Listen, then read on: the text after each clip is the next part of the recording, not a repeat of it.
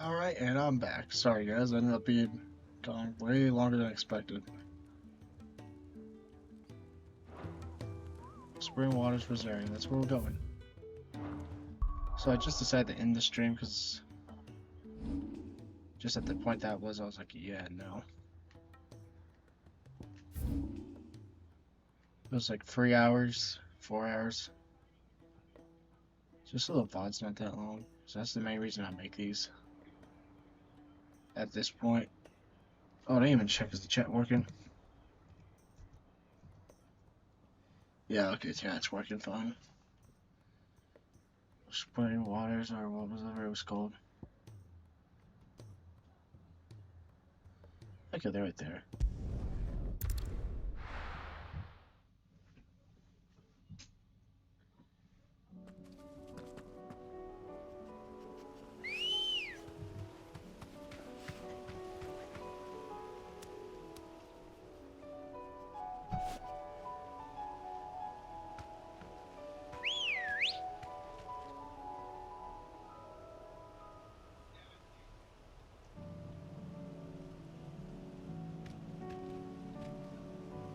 I gotta do a test to make sure everything's still working fine.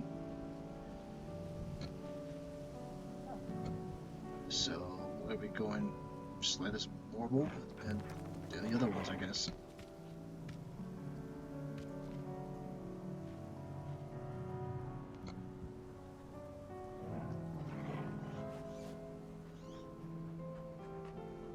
So let's go, Ambrosio. Let's go.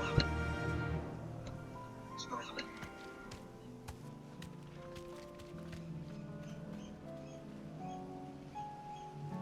It probably heard my phone, I was just making sure.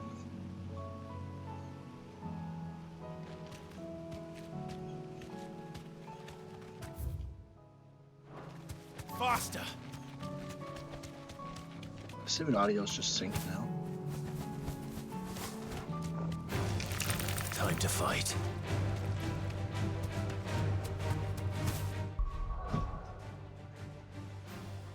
More detailed check. Actually start doing like scenes just to make sure everything's synced up. I think we should be fine. Oh, we accidentally passed the little way through the one place.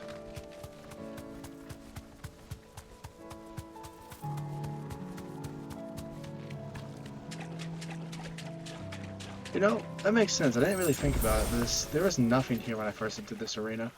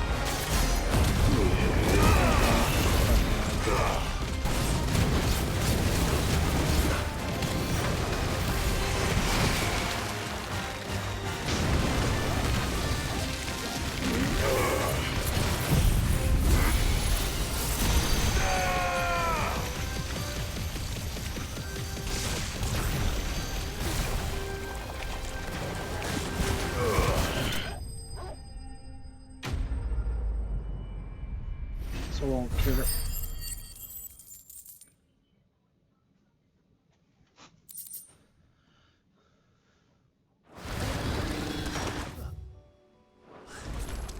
That was definitely anything but ordinary. You have to use a potion. Let's get this vine back to the yard.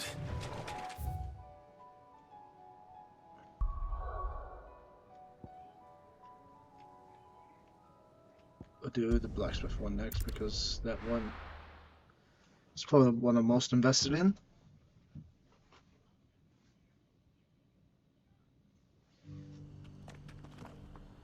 Just because I do love our blacksmith Blackthorn. He's a lad. We get my earbud ready for the audio test.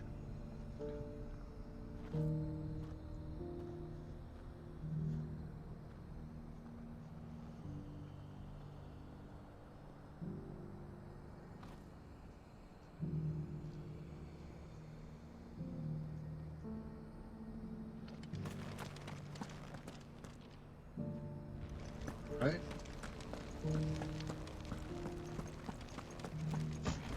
My kind of is picks up everything, but picks up nothing. Without your medicines and your wisdom, Tabor would be but a shadow of itself.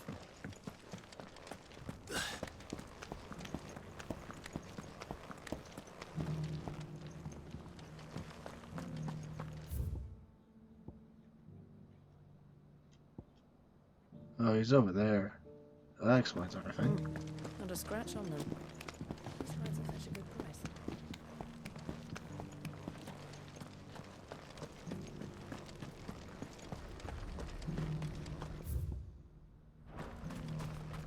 Okay, so we'll go out this gate.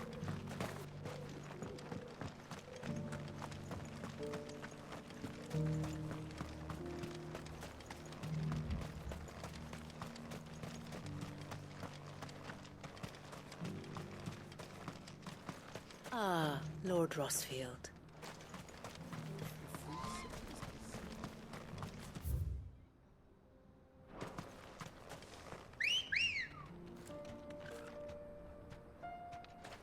Let's go.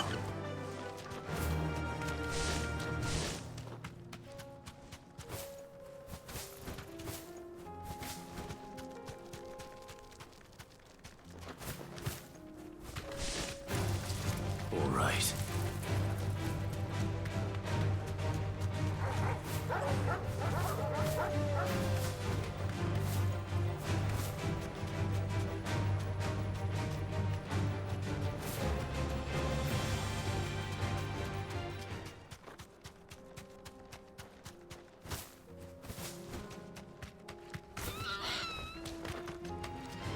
This might take a while.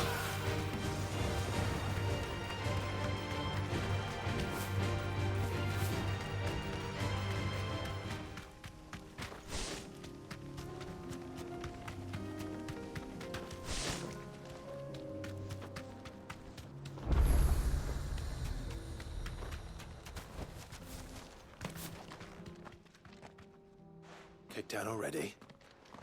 No. This charmer ain't letting anyone through. Why are the gates closed? Chief's orders. No one's allowed in without his say-so. Not that I'd have let you in anyway. You look like trouble. I suggest you go home. That's what I'm trying to do, you little prick. Ain't changed a bit, have you, Snotty? No. It isn't. Blackthorn. Long time no see, eh? What the hell are you doing here? Well, it was meant to be a surprise, but since you asked so nicely, I'm here to see Zoltan, you fucking numbskull. Now let us through. All right. Just don't go starting anything with the chief. Yeah, I promise I won't throw the first punch. That good enough for you?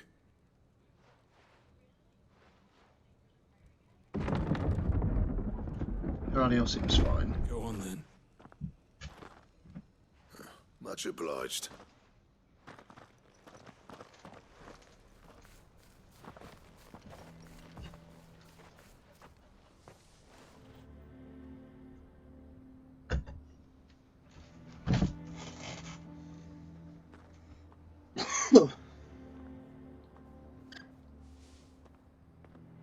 So this is Voyage.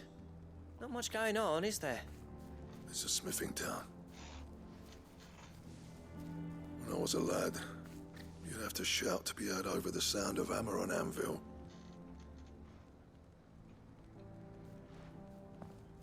Clive, you're good with people. You speak to Zoltan. Hey, you ain't backing out now, are you? There's a river of bad blood between me and the chief. But if someone can build me a bridge, then I'll cross it. All right. I'll see what I can do. I appreciate it. It'll be near the forge on the hill. It was our master's. He'd have inherited it when I left. Forge on the hill. Good luck. You'll be needing it.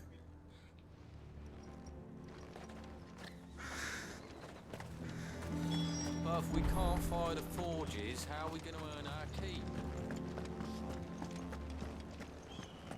Mama.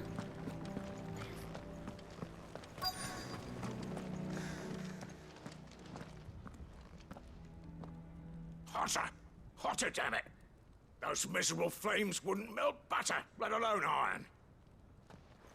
Pardon the intrusion. I'm looking for the chief. That'd be me. It's a pleasure to meet you. I'll bet it is. Keep the gates closed, I tell him. Well done, Snotty. You're not welcome here. Get out. Before things turn nasty. Blackthorn's here. What did you say? He's traveled a long way to see you.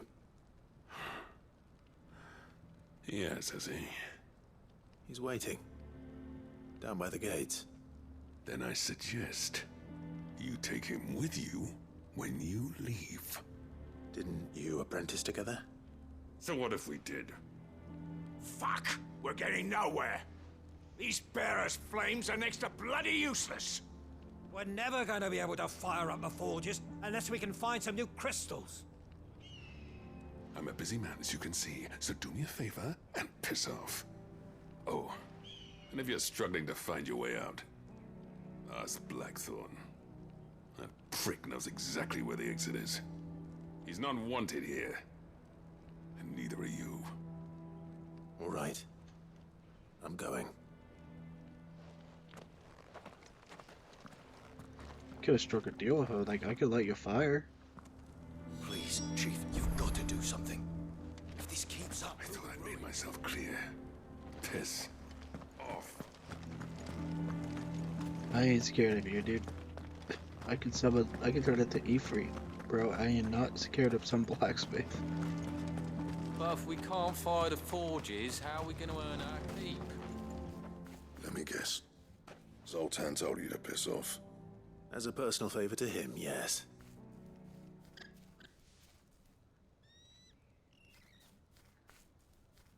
Well, at least he didn't beat about the bush. There'll be no talking him round.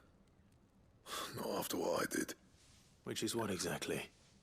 If we're to help, we need to know. What turned the village against you? I left. Voyage. Zoltan. The burden of leadership our dying master dropped in our laps. All of it. There are two kinds of smiths in this world, you see. My kind, who are in it for the love of the craft, who labour on a single piece from dawn to dusk to get it just right. And the other kind, who are in it for different reasons. People like Zoltan, whose work is quick and cheap. The kind of smiths who shit out a few hundred blades, reap the profit, and divvy it out among themselves. There wasn't a single day we weren't at each other's throats. And bit by bit, people started taking sides.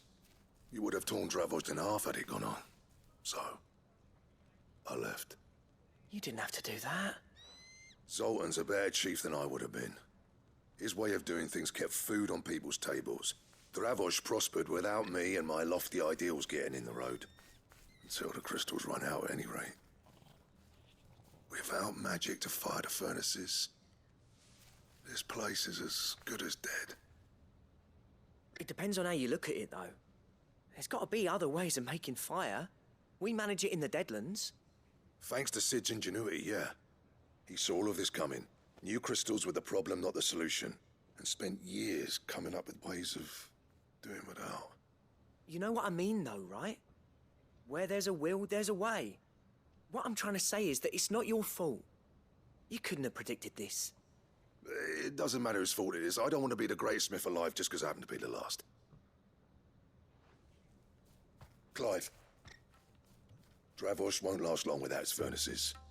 So, do you think it's time we shared Sid's bellows with the world? I don't like these people, Way I but see we'll it. do it. It's your decision to make. Hold on, Blackthorn. Sid made those things for us. They give us an edge over the rest. And you'd be throwing it away. All right. Do it. Right. This place was your I had to home. do it one time. I won't abandon it to its fate. Sid's creations were never meant to be hoarded. It was only ever a matter of time before we shared them.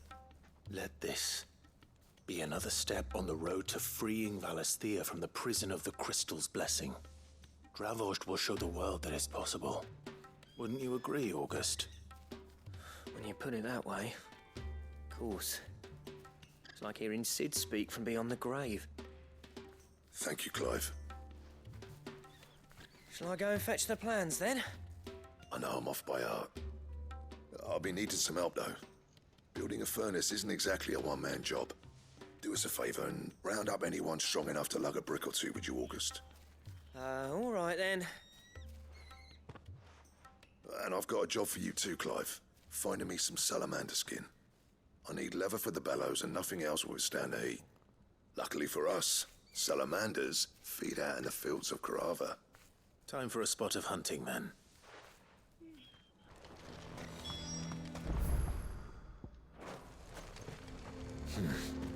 Not here. Ready, go?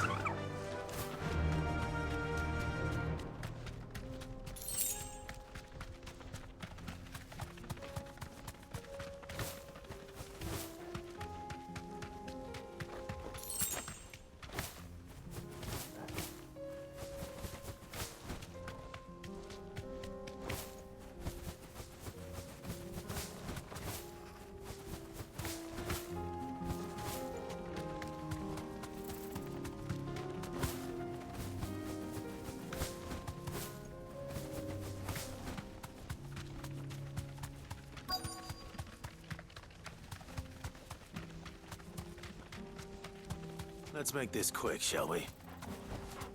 Thanks, Gal. It's just an Avis, but just reskin.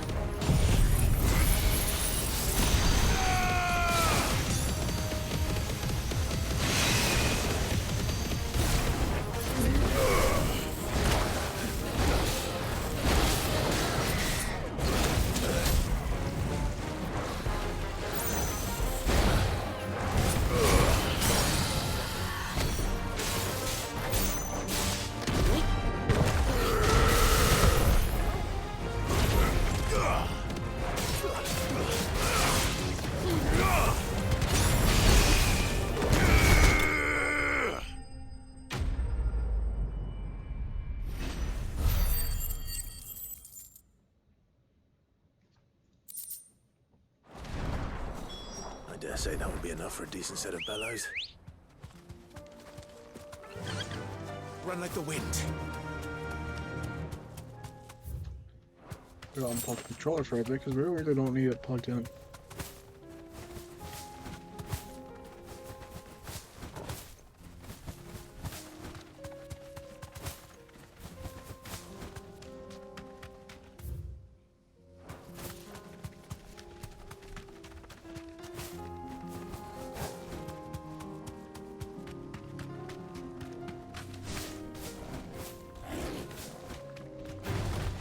This won't be easy. Bros, yeah, keep going. We do not want to fight a panther right now.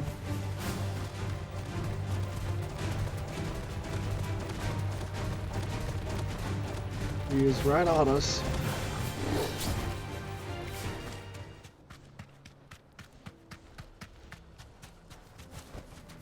It'll do, girl. What's this all about then? Good news, Clive. When I told people we'd be building them a new furnace, they were practically falling over themselves to help. Talk about changing their tune, eh? Any trouble finding the skin? Nothing I couldn't handle.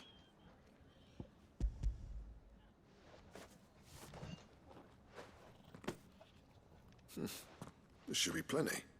Right then, time to put these louds to work. If everyone pulls their weight, we'll be finished in no time. Just takes 8 cobblestone to craft the furnace. I don't know what they're doing wrong. Well, I'll be damned. I honestly didn't think it'd work. But it's hot enough, all right. And without a single crystal in sight. You know what this means, don't you? I do, yeah. Voyage is saved.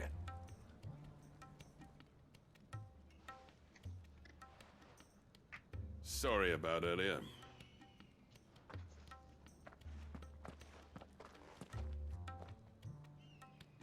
I take back everything I said. That thing you built us is an honest-to-God's marvel. You've saved our village. It's Blackthorn you should be thanking. He oversaw the construction.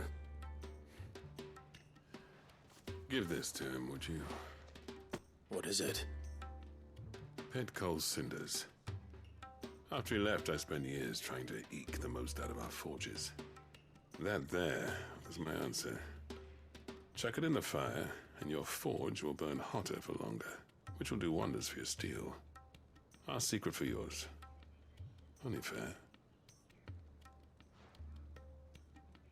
I've always envied Blackthorn. Since the day I became chief, I spent every spare moment trying to match up to the bastard. No amount of sleepless nights at the anvil will ever bridge that gap, though. He's a genius. Plain and simple. The man Voyage needed. But he took all his talent and left. Gifted and free. Is it any wonder I hate his guts? The cinders would mean more coming from you. I need to forgive him first. And that's not gonna happen. Well, at least we got what we wanted. Well, you know what they say. Oriflamme weren't built in a day and all that. These things take time. Especially when they involve two geezers who hold grudges tighter than their hammers. But what matters is, Blackthorn's got that twinkle back in his eye. And I'd call that a job well done. So would I. I reckon he's going to be at it a while yet, though, so why don't you head off without us? I'll see that the old git gets home safe and sound. See that you both do. I'll save the cinders till then.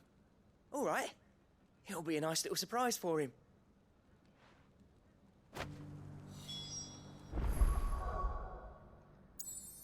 So I didn't know if he was gonna say anything.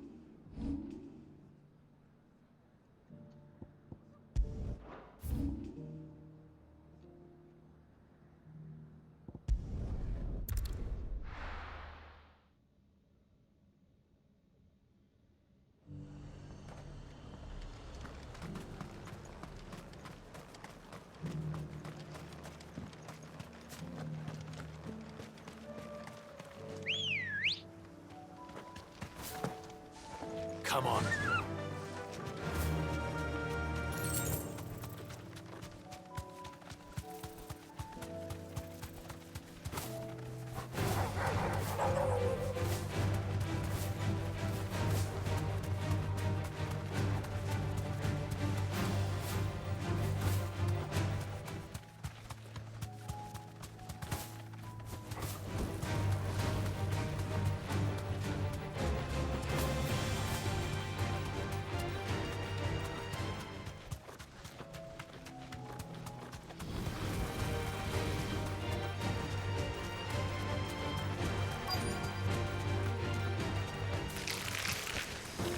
Rodriguez could have mentioned his spiders would be the size of curls.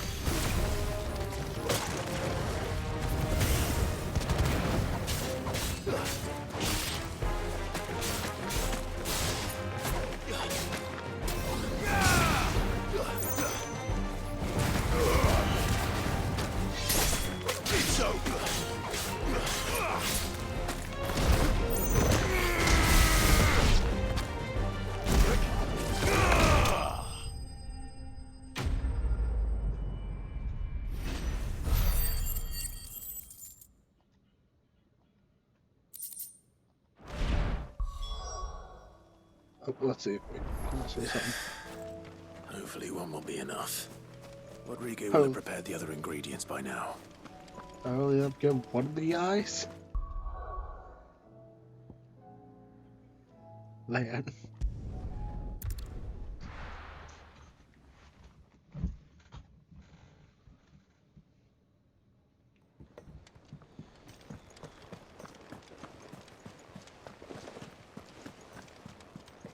Cole said it was an army of Acacia.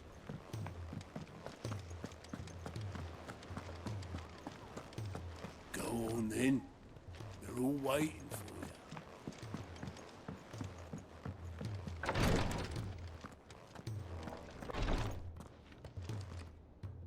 Thank goodness you're back. Talia looks like she's about to collapse. Is this what you needed?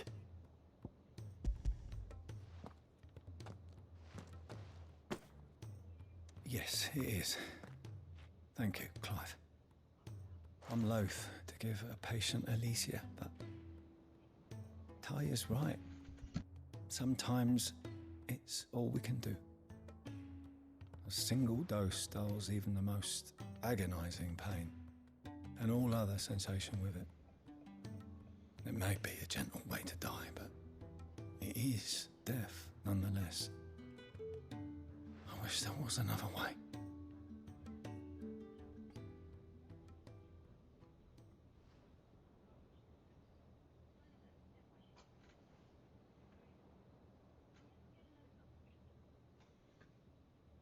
How are you feeling? Light, mid-here. Drifting on waves. Good. Just relax. Let the waves carry you to a better place. Thank you, Daya. I'm so proud of you.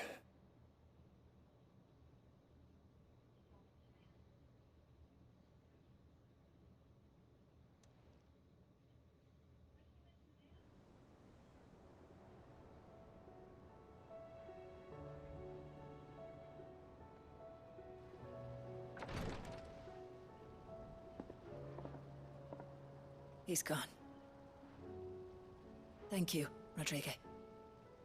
And you, Clive? I'll see that he's properly laid to rest.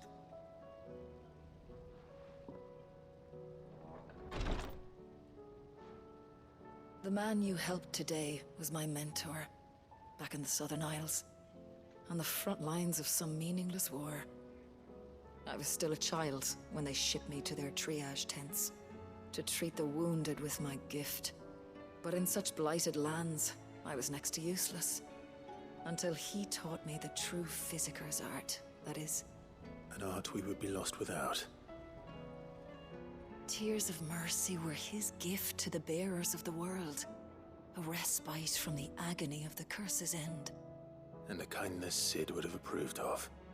You know as well as I what life is like for a bearer soldier.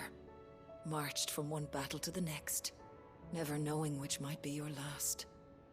A commander may care nothing for the bearer spent in his service, but my mentor's gift gave the dying one fleeting moment of tranquility before the end.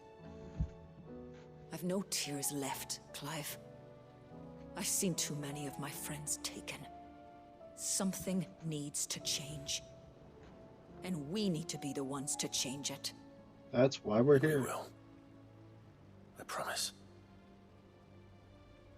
I hope so.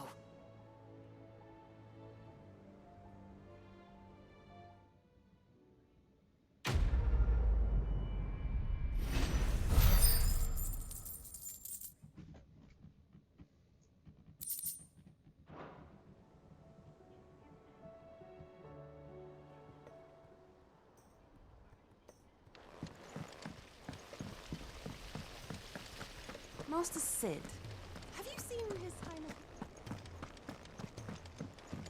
If Amber and the Lazarus are gone. Miss Shirley.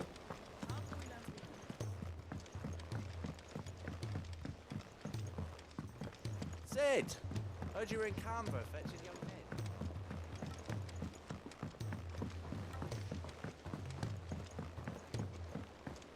He's a surly soaker. Who cares less? Gentlemen, I see you both made it home in one piece. Yeah, well, we didn't want to outstay our welcome. The whole village turned out for a go on the bellows after you left. Everyone except Zoltan, that is. Didn't see hide nor hair of him. Oh, but that reminds me. I have something for you.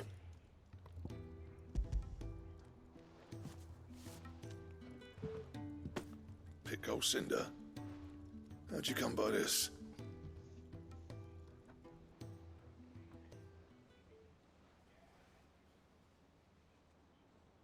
And you're sure he wanted me to have it?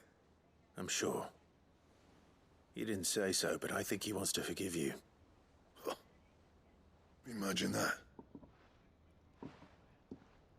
Yeah. You know I could never leave this place, don't you? Every time you put on mail, you and the curse breakers are trusting me with your lives. There's no greater honor for a smith than that. I'm not about to go crawling back to Zoltan for forgiveness, but I will make good use of his cinder. And if that helps save even a single life, then he'll have my gratitude. What was it you said he called me? Huh? A genius? And he spent sleepless night trying to copy me, did he? Sounds like I better get to work. I've got a reputation to uphold. It's good to see you back on form, Blackthorn.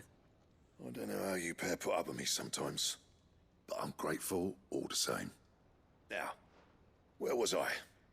Oh yeah, about to put Zoltan back in his place.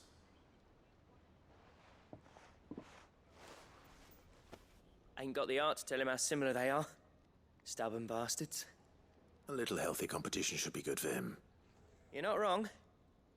Still, it's a shame him and Zoltan couldn't let bygones be bygones. No use grumbling about it now, though. Blackthorn's happy. Or as near to happy as he gets. And that's good enough for me. Let's see what we get. Recipe. It's probably a better sword. Oh. It's a belt. Okay, cool.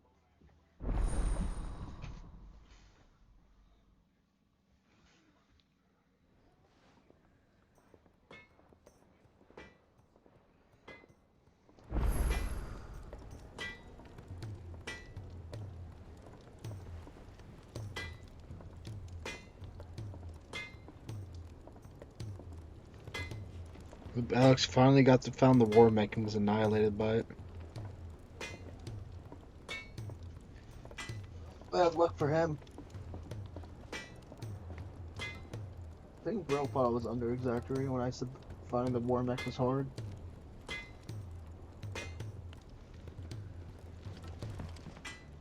Yep. Not over-exaggerating. Why do I keep saying under?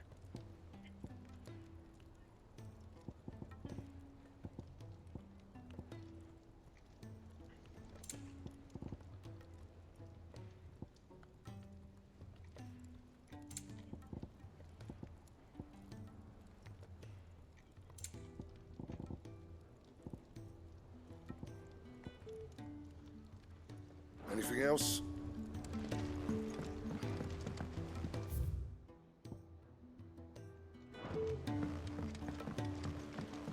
He's a surly soaker. Who cares less for us?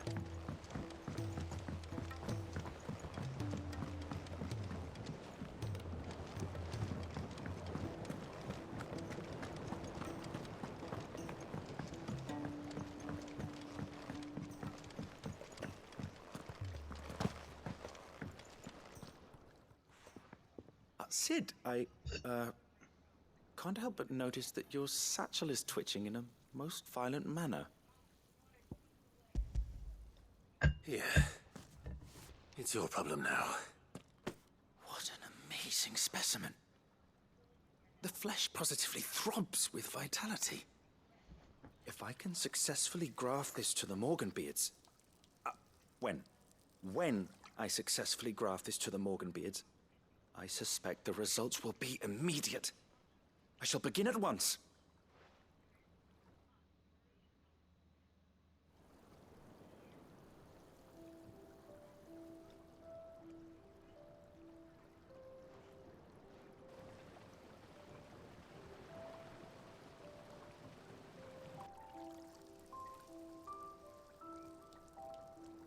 It is just as I hoped. Witness how the Morganbeards have taken to the blighted soil. How they bloom with heretofore unseen vigor.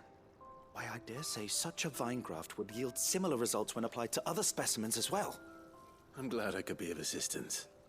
You've not only helped us, Sid, you've saved us. Do you recall the extract with which I provided you before? I took a moment to distill some more, but this time with the petals from the invigorated Morganbeards. And would you believe? Its potency has nearly doubled. You must accept this vial as thanks for your assistance. The rest, I shall give to Taya.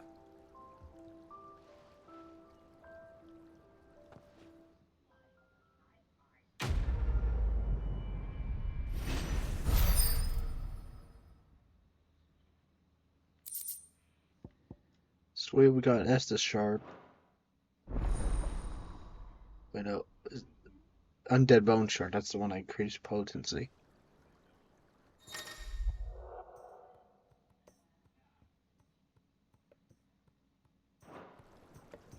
Allow me to thank you again, Master Sid. I do believe you have quite a knack for this sort of work. Should you ever grow tired of saving the realm, we would happily welcome your assistance here in the backyard on a permanent basis.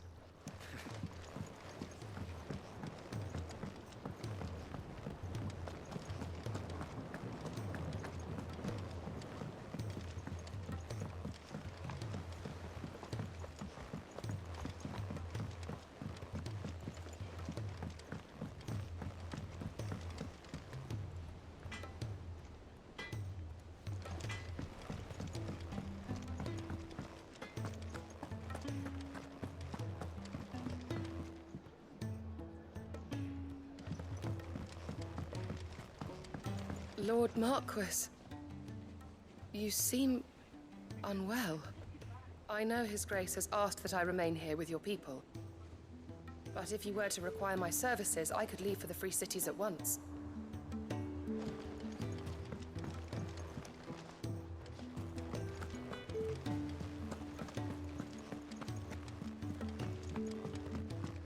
Alright, so here now we got to get going to the main quest. Maybe we won't finish today. Maybe this is a tomorrow job. I wasn't expecting you back so soon. Here's everything we've received and everything promised. You earned this.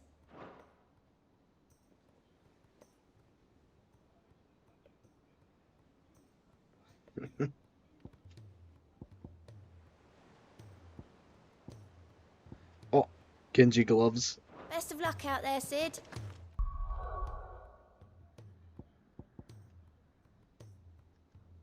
Just recognized that from Crisis Core, I'm gonna be honest. Oh, we're getting richer in ability points. Might as well. Okay, what else do we use?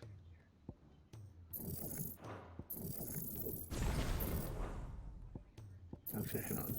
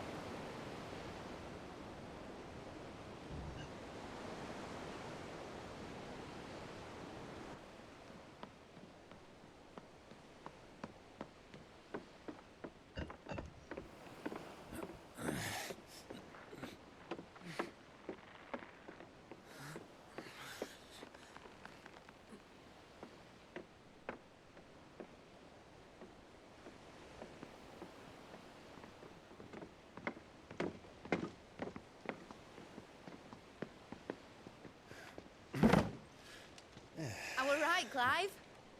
My dad had it all worked out. He'd be proud of you, Mid. His writings may have helped, but this achievement is all yours. Can we catch them? The Ainayar's one of the largest, fastest vessels ever built. And it won't help she has the wind at her back. Any other ship would be hard-pressed to keep pace with her, let alone reel her in. But this isn't any other ship. This is the Enterprise! And the world's never seen anything like my dad's engine. It certainly hasn't.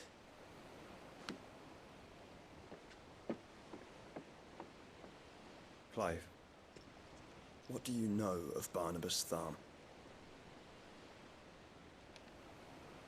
Only what the bards sing. That he sailed to Ash from southern lands. That it was his mastery of the blade which won him the throne. And that his sword, Odin's sword, can sever the very threads of creation. But don't lose any sleep over a last tilt. We'll do what we must to survive. What we must. The light! I thought this cove was meant to be hidden.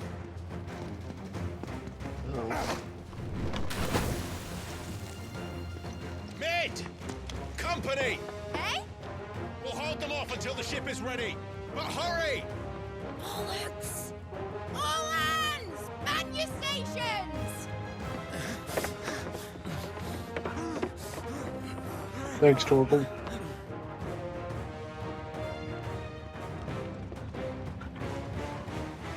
Everyone with me?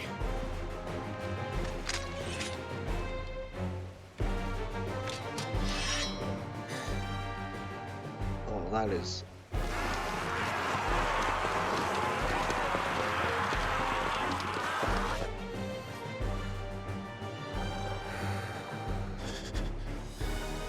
Here they come. I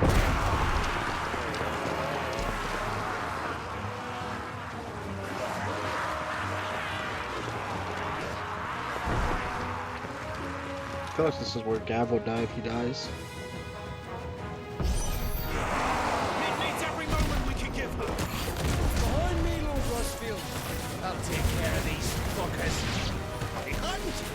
I'll have you know earthbreaking here. One struck fear to the heart of every man in the twins.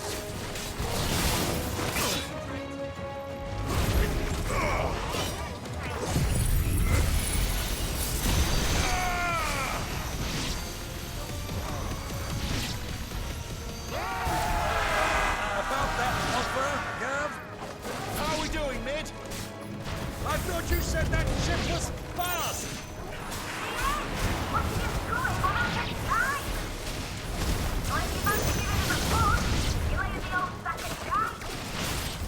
Oh?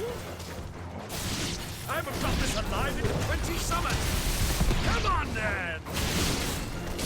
Don't let them comfort you, Karen. We know to pay, and I'll be damned if I'm going first.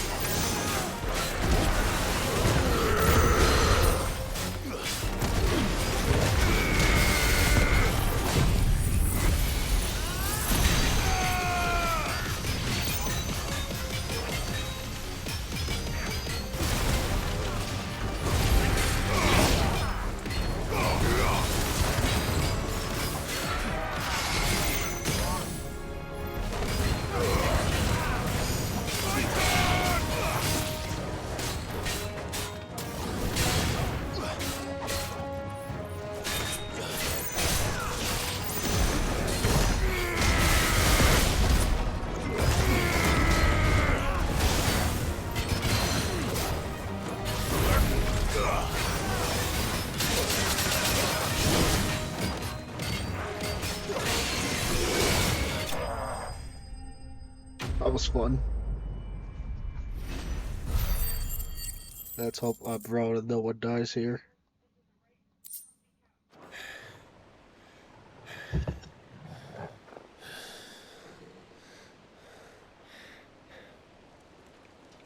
was easy enough. Alright, you lousy lot. Get your asses on board. She's ready to sail. You heard the captain.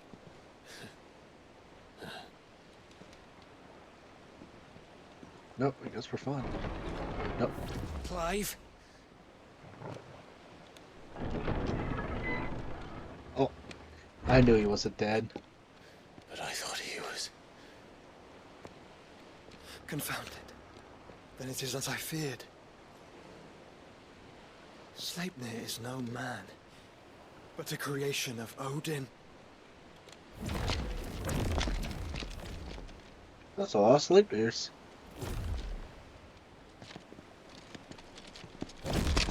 Phoenix's fiery fundament. Have you no normal enemies?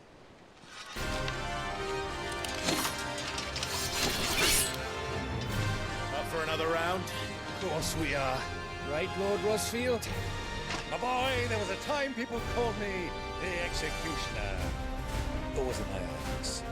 No matter, heads will roll, all the same. Mate, new plan! You leave, we follow! Follow? Swimming, are you? Oh, bugger me! Weigh anchor! Engine's dead slow ahead!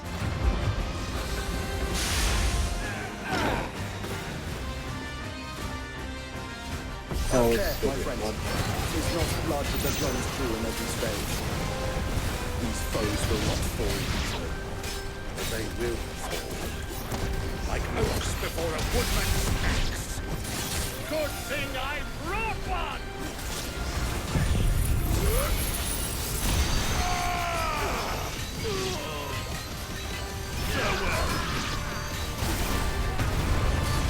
How long are we meant to keep this up? As long as it takes. Unless you have a better idea. Well, I've already killed at least 5 of the bastards. Fuck it. Let's do the lot.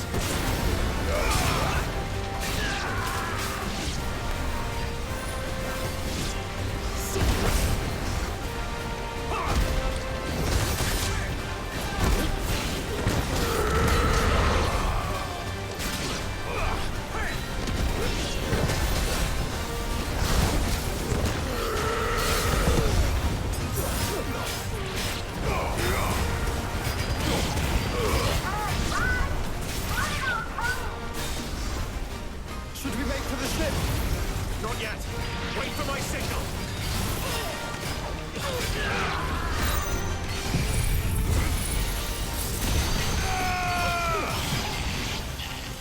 You're finished. To me, Blade!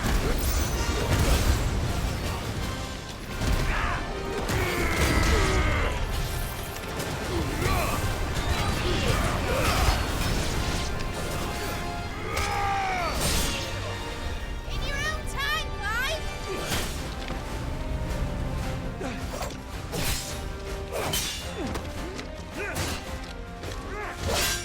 Right, grab for it!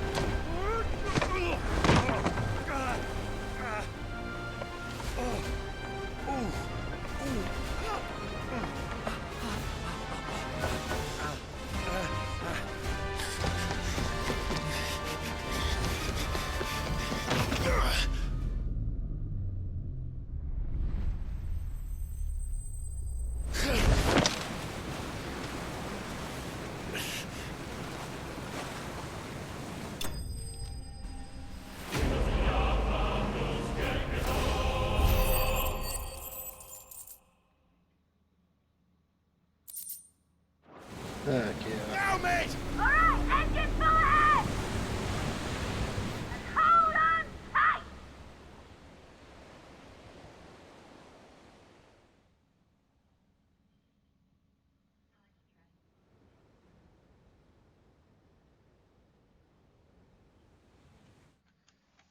gotta use the bathroom real quick. I'll be back.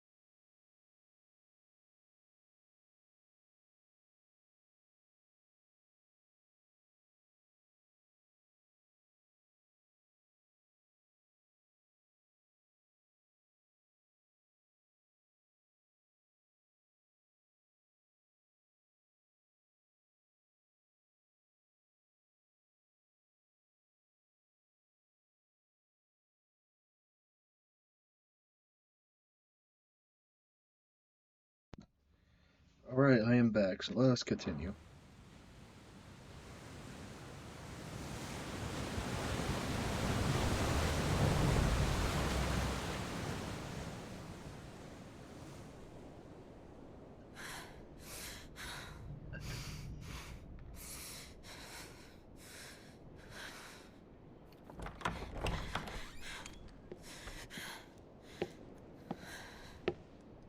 What do you want?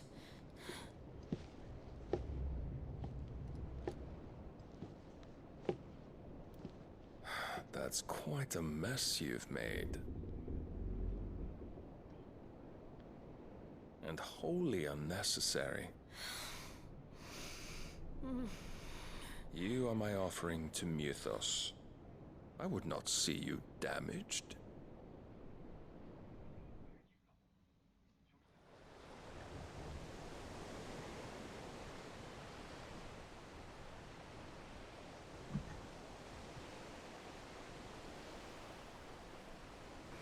Now back to your stations!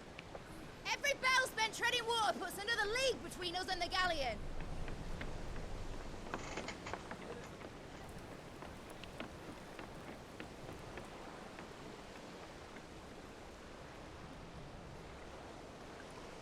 I don't suppose Mid has a spare engine? Since you rose from the grave, my fortunes have plummeted. Are you absolutely certain of this quest of yours, Clive? The foes you face are as terrible as they are numerous. Aye. And they'd have us live and die on their terms, which should answer your question. Ah! You have that same stubborn look as your father did when he set his mind to something. On the battlefield, I am but a single axe. A deadly one, mind, but a single one nonetheless. Yet what you require is 1,000, and I believe my old friend in Brandalar can provide them.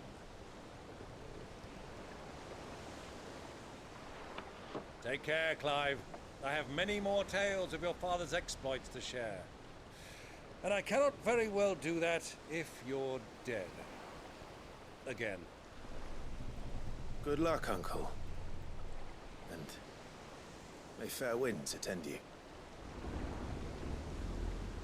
Guess we gotta worry about Byron. Joshua, take care. I shall do my best, Uncle. Farewell, my nephews. When next you see me, it shall be with an army at my back.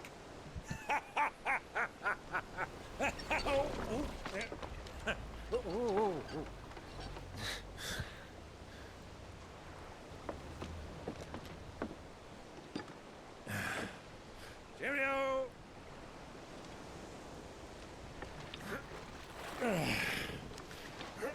Oh, yeah. Do keep up, my boy.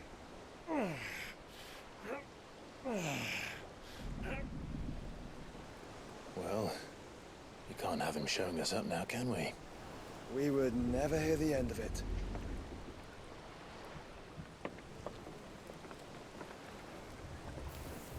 Yeah, I want to try to beat this game tonight, but if we can't, we can't.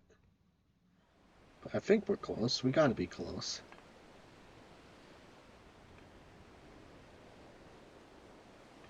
So Dion returns to Breck.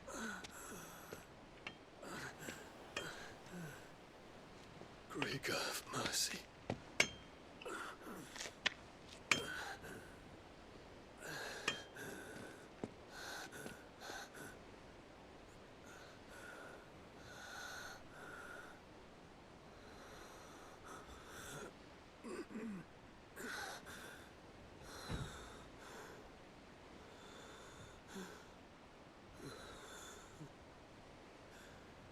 All this.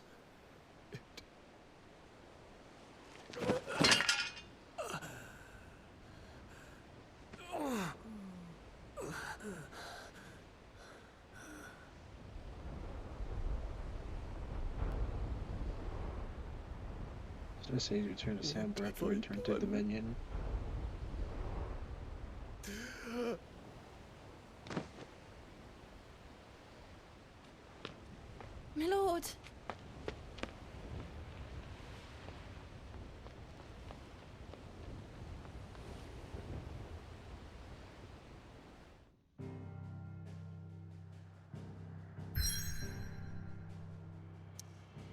Well, I guess we don't got much of a choice.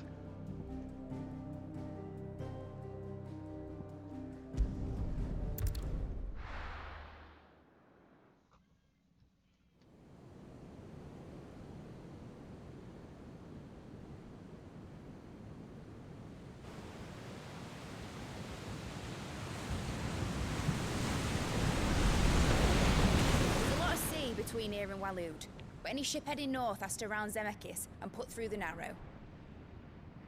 Maintain our current bearing north-northeast, and we'll catch the Black Galleon before she vanishes again. What's to prevent her from circling around Ash from the south? With these winds in those waters, it'd taken forever and a fortnight to reach Stonehere. Mid knows what she's talking about, Clive. Better than any of us lot, anyway. I say we do as she tells. Sails on the horizon. She's ours.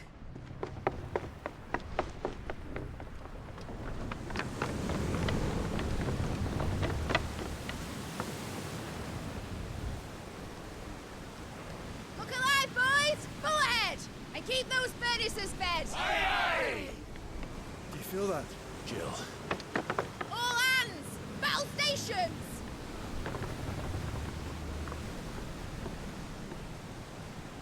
Let's see what this girl can do.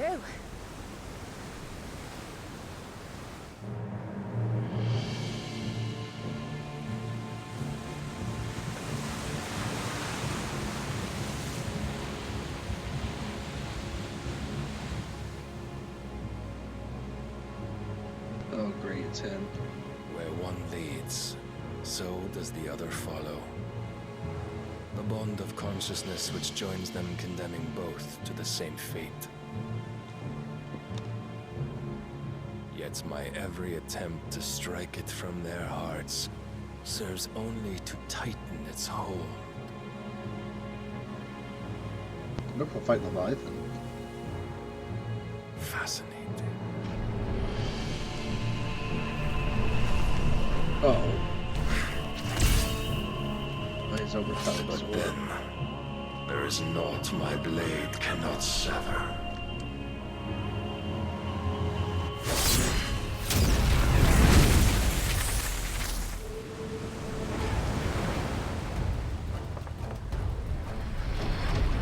Great Gregor's gas!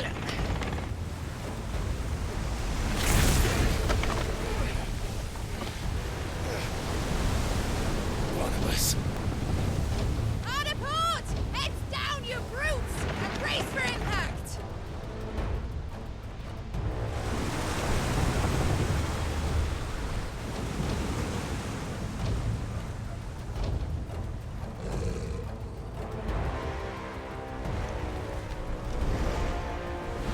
Oh, you can fly. I should have guessed.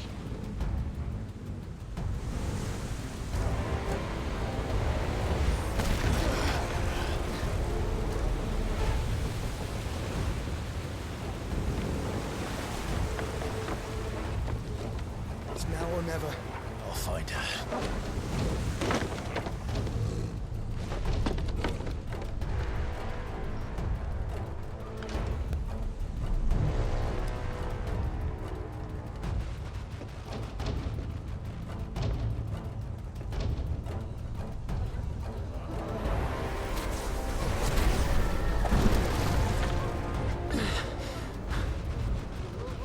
Bloody hell!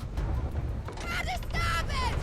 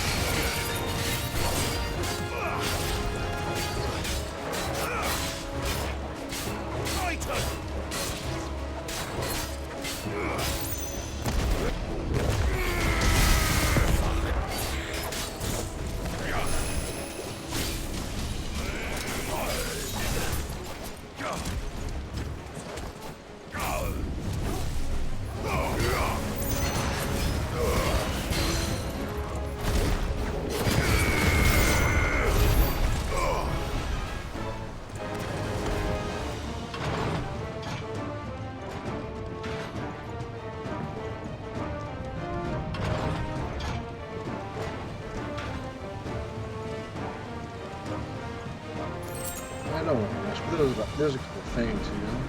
Sometimes you gotta pick those up.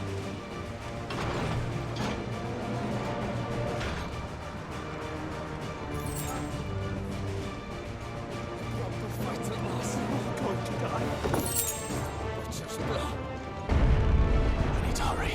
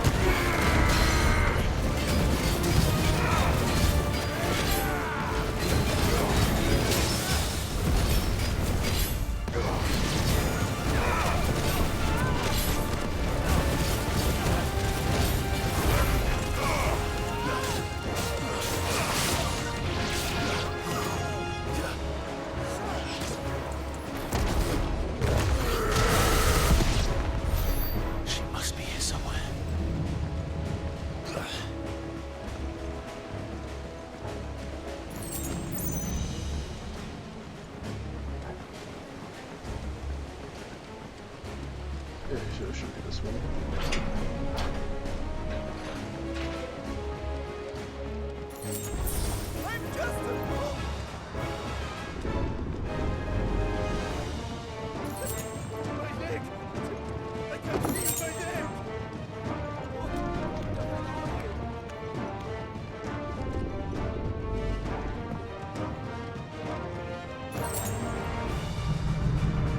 There's a lot of dead guys down here.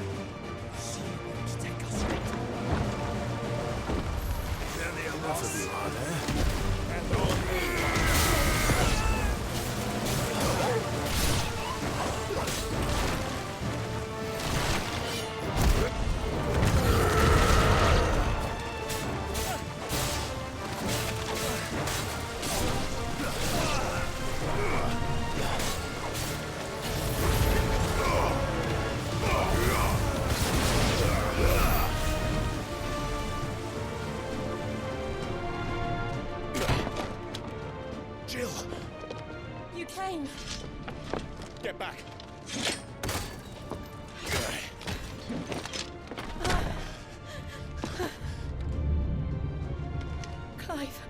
did you? I'll explain later. Hands.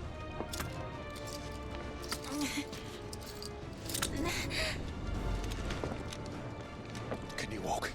Out of here I can.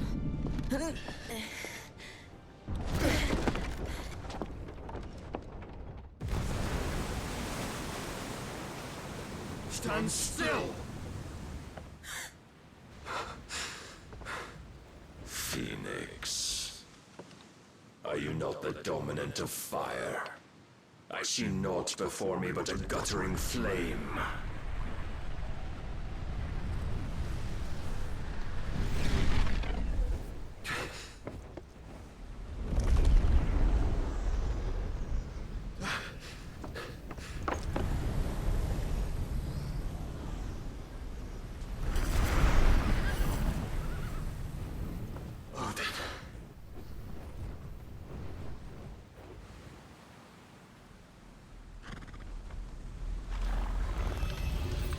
In earnest then.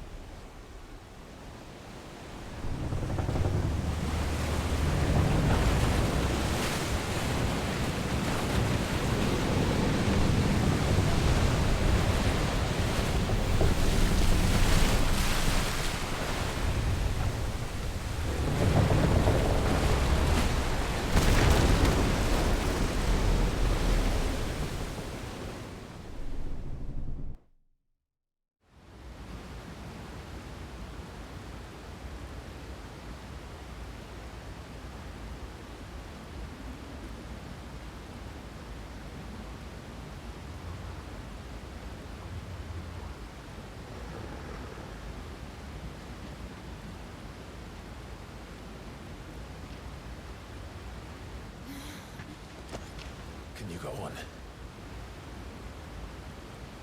I think so.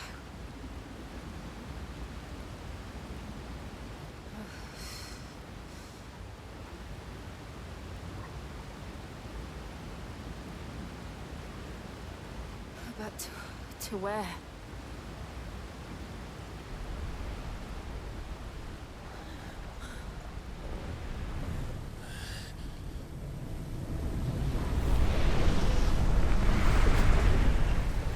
Also, someone would be sleeping here.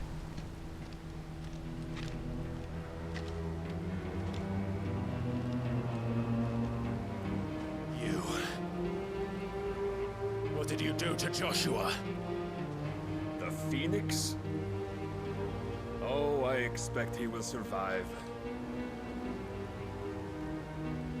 This consciousness in which you coil your feeble souls is grown thick with desperation. And thus has my master turned to my blade.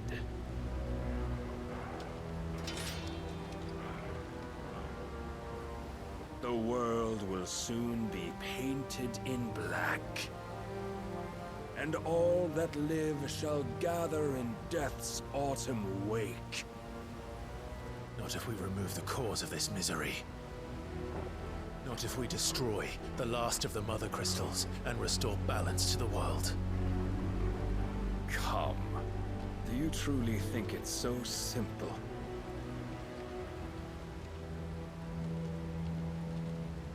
The Blight is inevitable. Not even the Almighty might stop its endless march. Your efforts will avail us naught. Naught, that is, but suffering. You must embrace the truth, Mythos. Accept your place with the Lord. Keep it. As long as there's a chance, there's a choice. ever led astray by your blind resolve.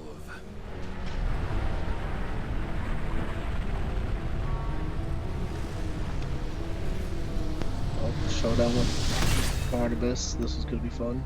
Now, it is time you learn the inevitability of your divine fate, however much it may hurt. Get as far away as you can.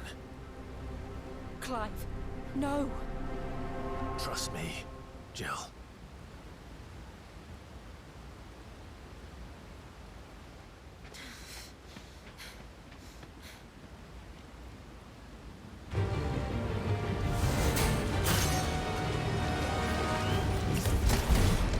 Don't have to do this. Oh, but we do. If only to remind you of your duty.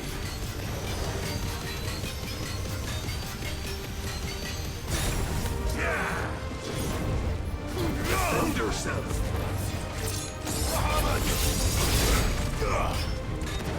In the short time since our last meeting, you have grown much. Yet as a vessel, I fear my lord will still find you lacking.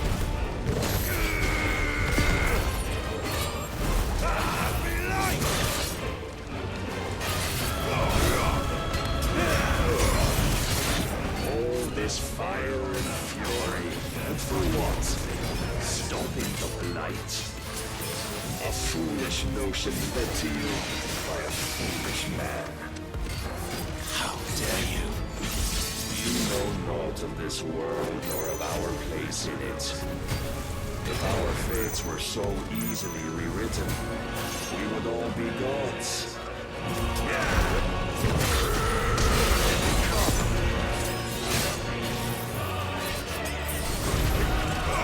I have seen enough. If reason cannot sway you, there are other means of persuasion that might.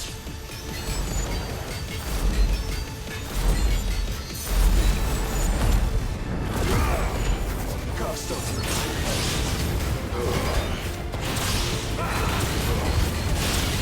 hand.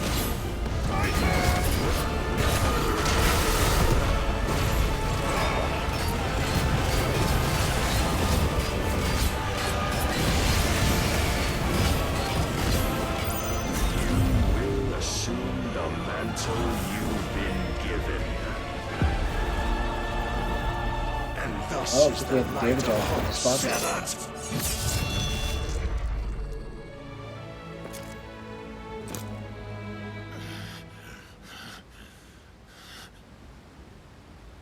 You would yield so soon. Never. I just realized he has Invictus in this cutscene. Clive!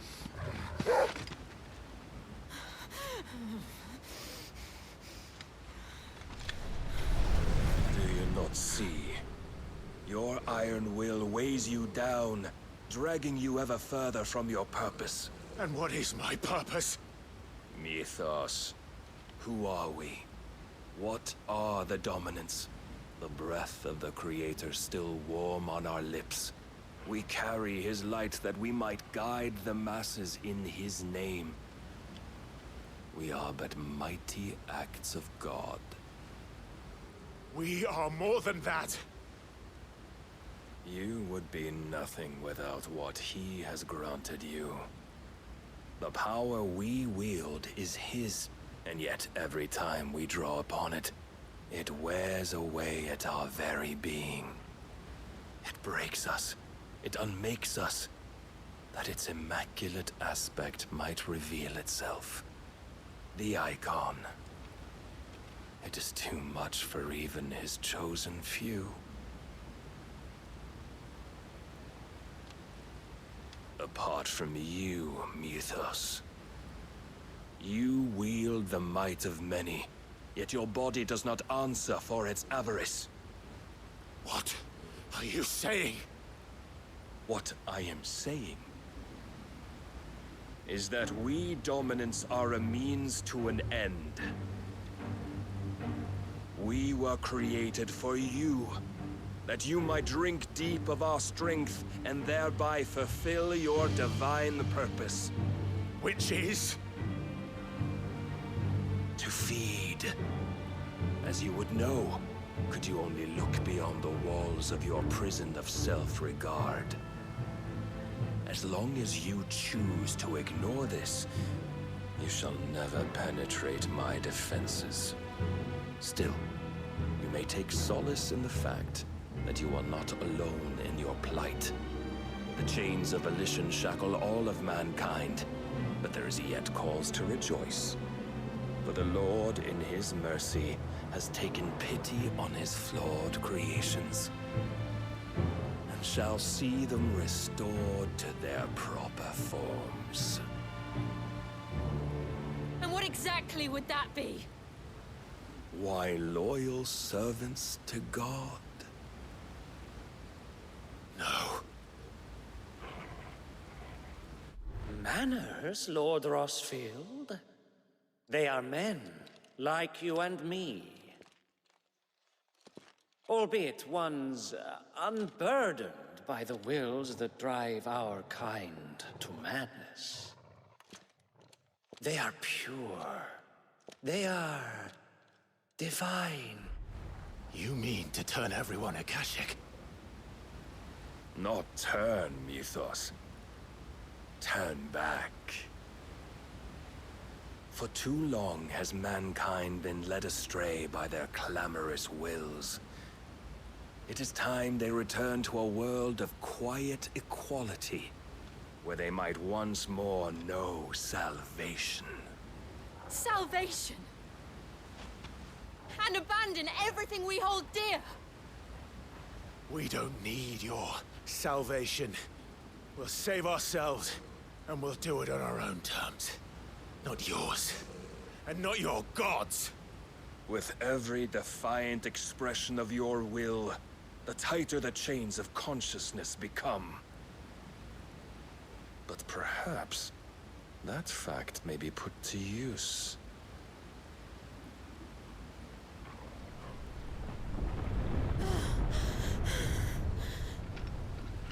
Clive! The faster it binds you to the remaining dominance, the stronger your hunger will become. Until it leads you back to the only answer there ever was. Mayhap not by the path my master intended, but back all the same.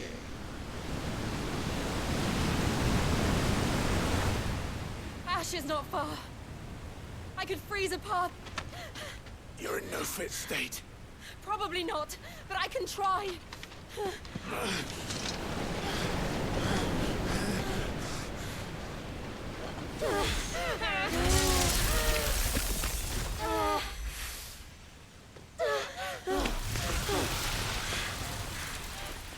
Don't look back!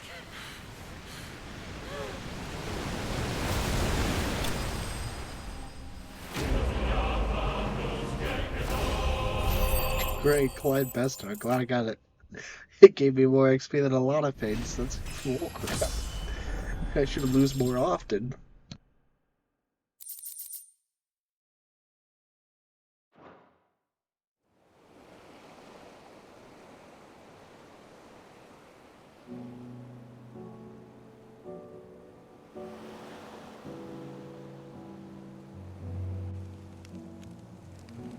I hope the others are safe.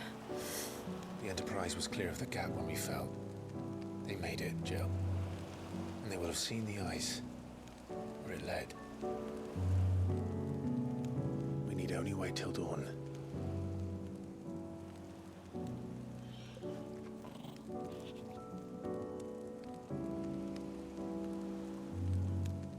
This is the second time Barnabas has bested me. I'm powerless against him. And maybe there really is nothing else for it but to give yourself to his master.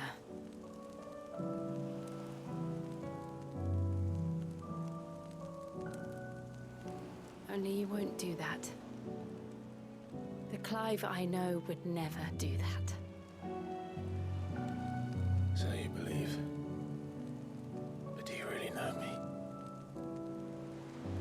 what Barnabas said was true, then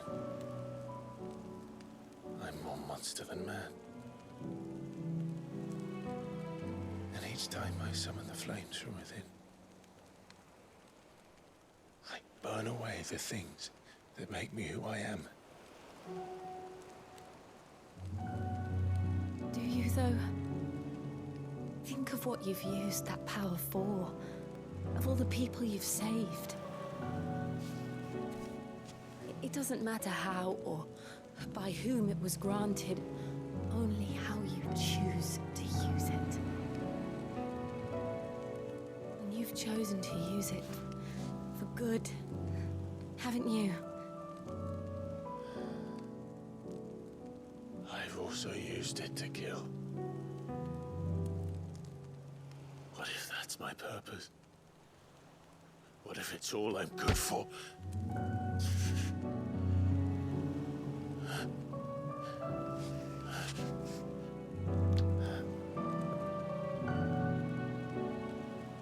You're still that same boy I grew up with. Always so eager to save everyone around you, and yet always so alone. Because you failed to realize the one thing that needed saving most of all. You, Clive. You. You never once took the time to save yourself.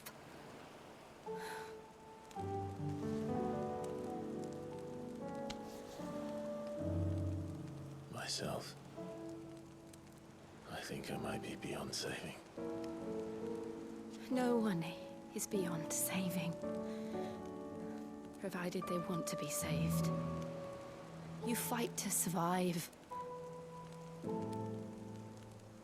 And you survive so that you may protect those you love. It's what you do. What you've always done.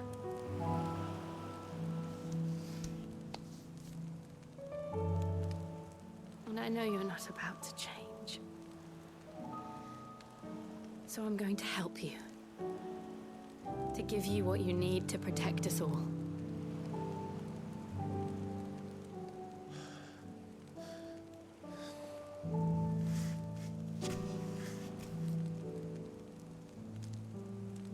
Jill. Are you sure?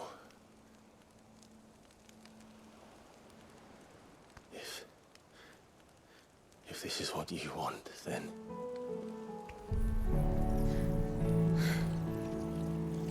Don't worry, Clive. It is.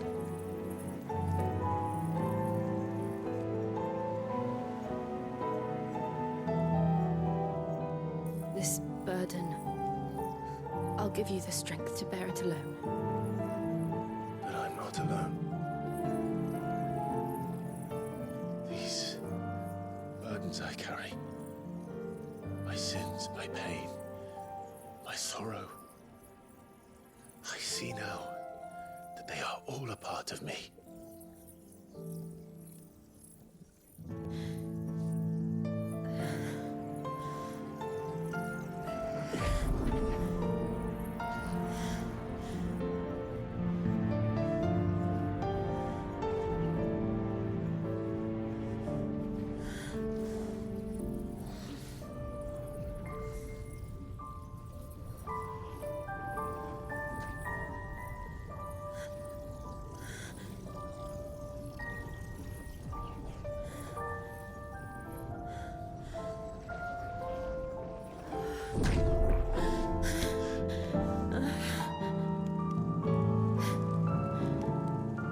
If I'm to continue on, having pledged my life to those I love,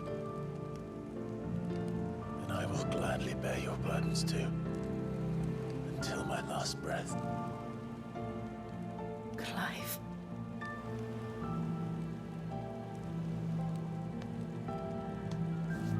I promise you, Jill, we will find a way to escape this fate. Find find a way to save each other.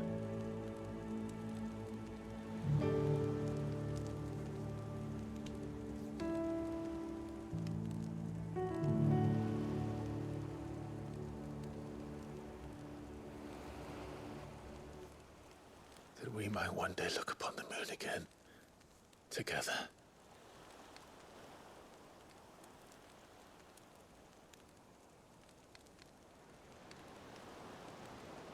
And I promise you, Clive, that I will be there, no matter what you must become. I know.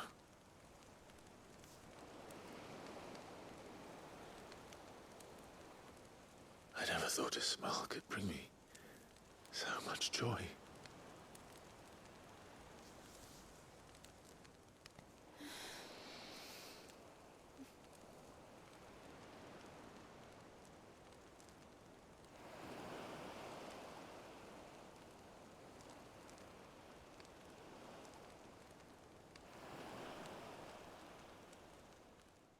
That was a good scene. Let's see what's next. We should have Shiva powers now, I'm assuming from that.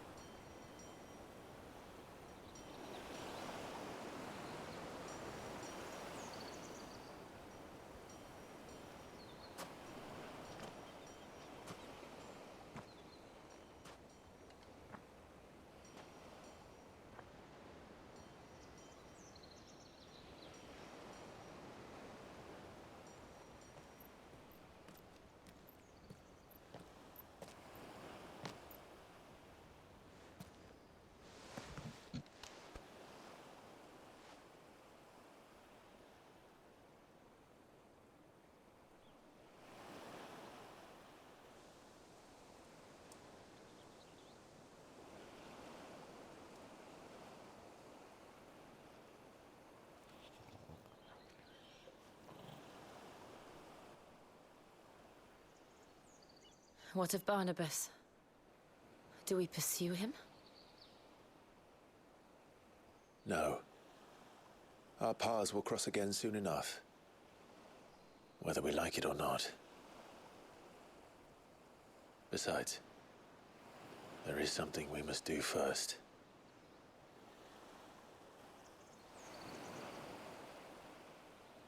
Of course. Drake's spine. The last Mother Crystal. The Einherjar is at the bottom of the sea. Waloed won't dare move on Storm without her. But they know we're coming now. We'll need a plan. And a damn good one at that. Then let's go home and find one. Ash will have to wait.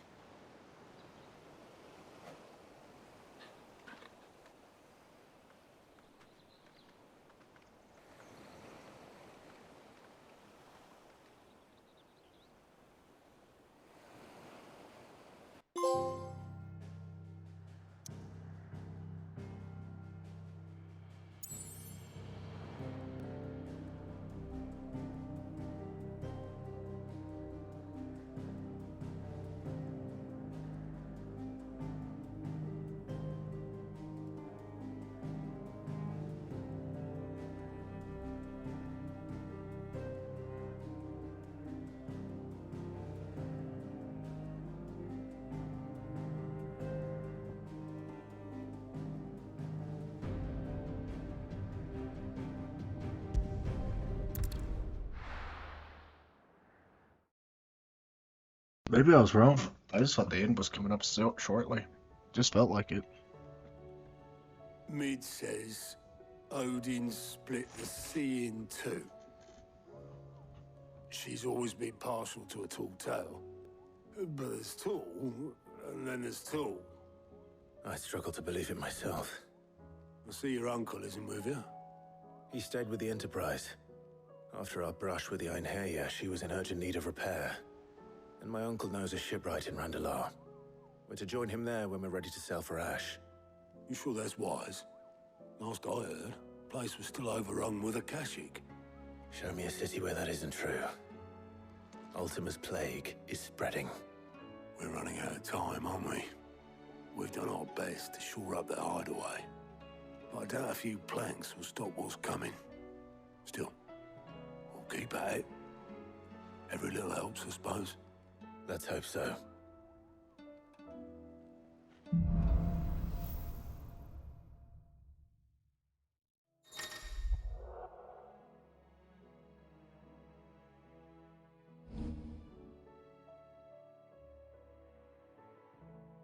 I should visit Joshua, assuming Talia will allow it.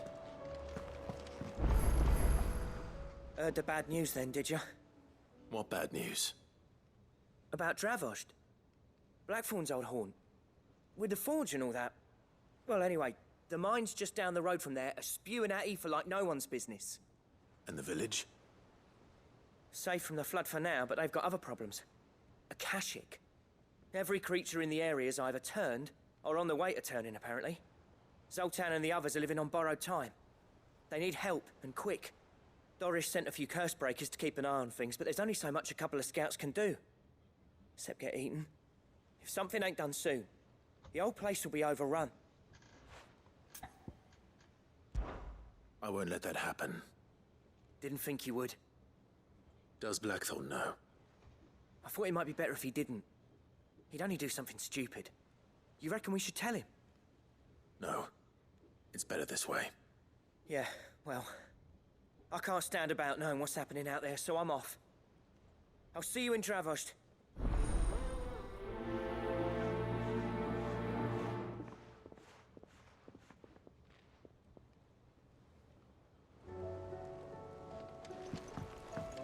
Like people are launch off fireworks.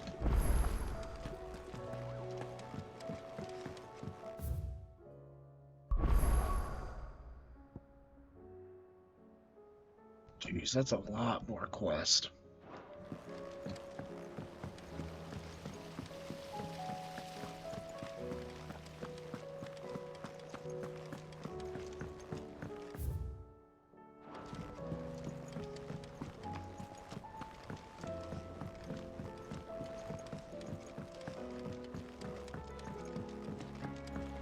How was she?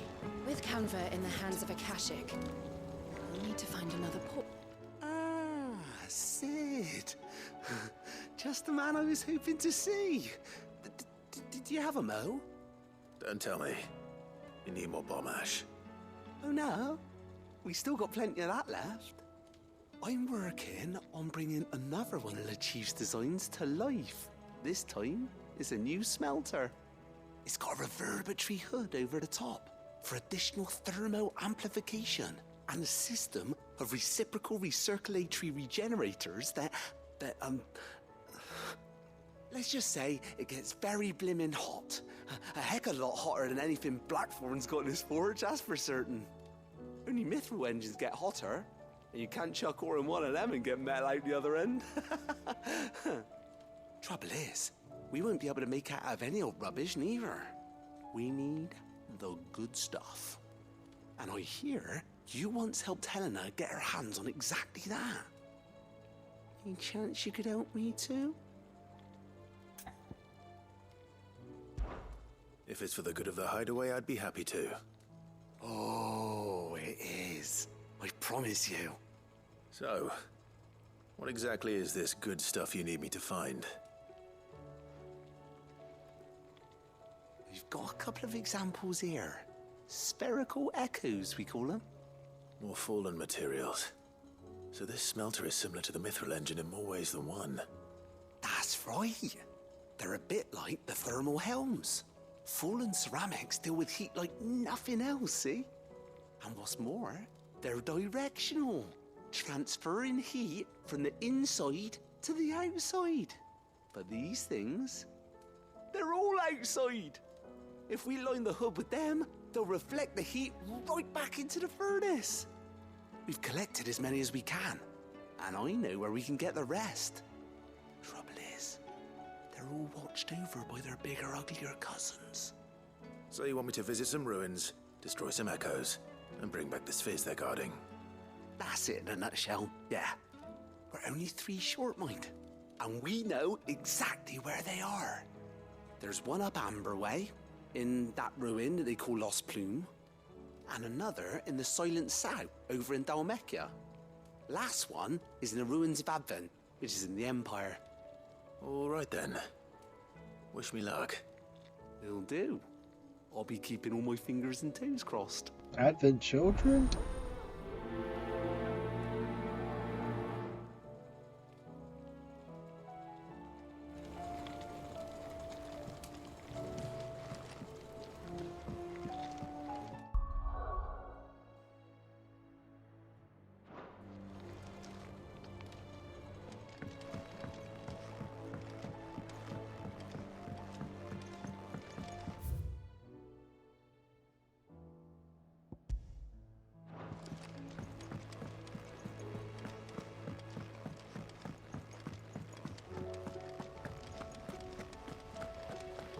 Then again, why settle for low-born chaff when we've honest-to-goodness royalty right here beneath our roof? If Prince Dion cannot see my love for him, then perhaps the Phoenix will.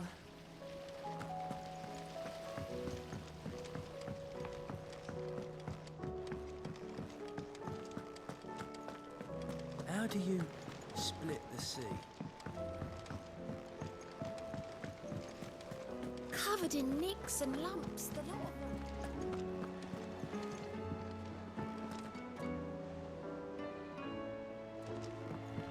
Come back.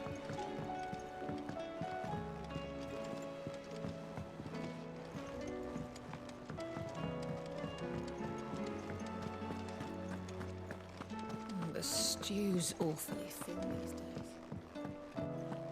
I will not forget this kindness, my lord. I shall go to Eastman. But as soon as the rebuilding work is complete.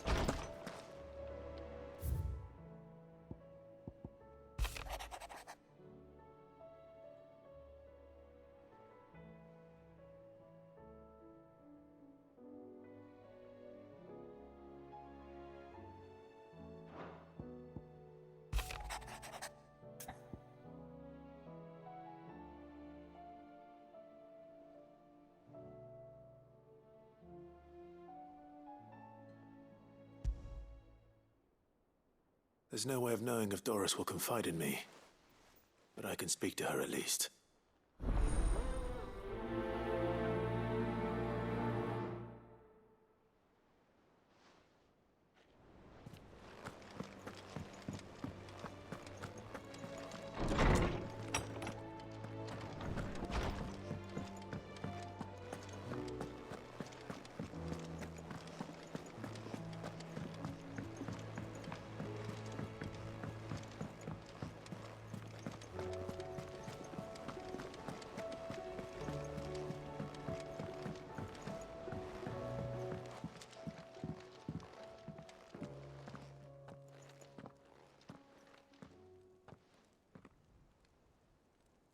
Where are you? Can I help you, Sid? I'm looking for Doris. Is she here? I'm afraid not. She's at Martha's Rest on a job. My job, actually.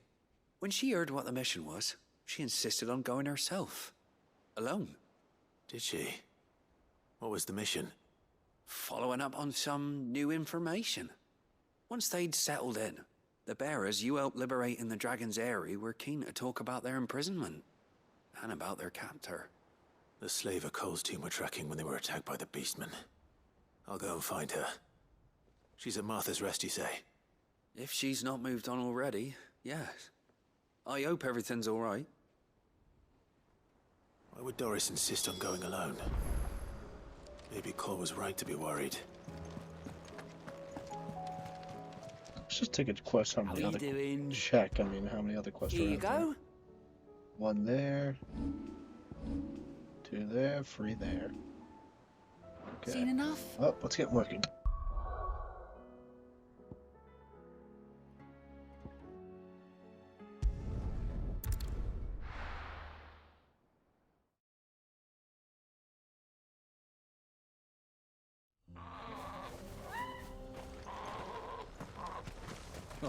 You're here. August. So Voyage is still standing. For now, at least. Oh, you're here. August waiting for you inside. Well, go on then.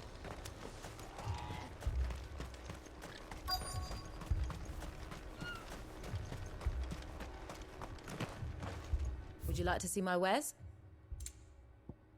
Your pack's full. Thank you. The brass neck of that girl. Everyone's coming together to fight for their lives, and she hasn't lowered her prices a gill. Anyone without a blade, come and get one. Sharpest edge in Voyage, guaranteed. Clive! You're here! And the Akashic? Mostly off to the north still. But I spoke to Doris's scouts, and it turns out things are worse than I thought. There's swarms of them out there. Told old Snotty to be ready to seal the north gate. That should buy us some time if we need it. Enough for the villagers to barricade themselves inside their homes, at least. Well done. Welcome back, Sid. I'd never have guessed, you know. Not if August hadn't let slip. Who'd have thought that the savior of Voyage would turn out to be the realm's most infamous outlaw? Keen to help us out again? I am. Thought you could sneak off without me, did you? Blackthorn. Oh, what are you doing here? One of the scouts couldn't keep his voice down. Unlike my best mate who didn't think I deserved to know. Zoltan, how long's it been? Long enough for us two to turn into a pair of old codgers, I see. That your idea of an apology? Prick. Don't listen to him. You only did what you thought was best. For the village and that. I did, yeah. But that ain't the whole of it. Vulcan, our master, didn't leave the chiefdom to the two of us. He left it to me. The best blacksmith in Voyage, barring himself, of course. Bloody stupid tradition, in my opinion. If someone's got talent, you should let them practice their craft, not ask them to settle petty feuds and barter for grain. Our master wasted half his life that way. I wasn't about to let that happen to me. So you wasted half of mine instead? You're what Voyage needed. Under me and my precious ideals, this place wouldn't have lasted a year. So I left to devote myself to the work and spare you lot the consequences. I may be a selfish prick, but I only did what I felt I had to. What you had to do was your duty! Even if it meant we all starved? Enough. This is no time for bickering. You can finish beating each other up once Voyage is safe. Fine. I've said my piece anyway. Yeah, so have I. Sorry, Clive. I shouldn't have stuck my nose in. We're short enough on time as it is. Still, give us a mo, would you? I need to get my head straight before any of them Akashic try to bite it off.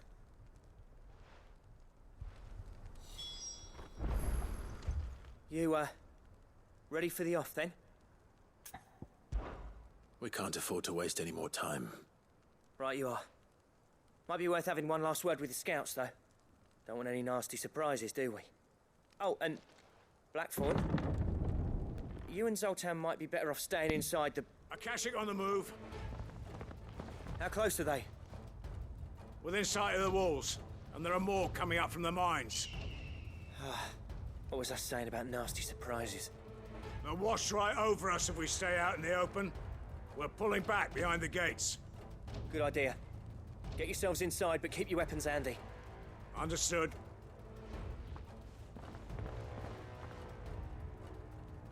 I'm prepared to fight if I have to. Well, let's hope you don't.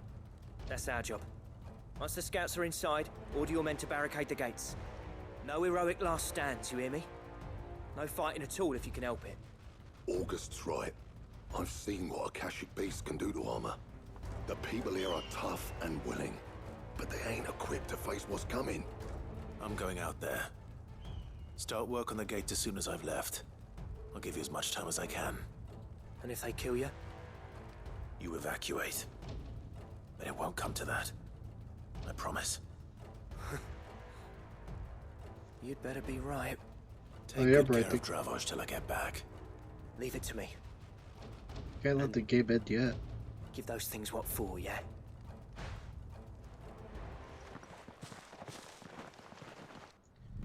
I'm glad Torgal didn't end up blocking Clive in jail. You know, Torgal is a G, unlike Gab and the rest. Always blocking him. Gosh, big horror. Right. Which one of you's first?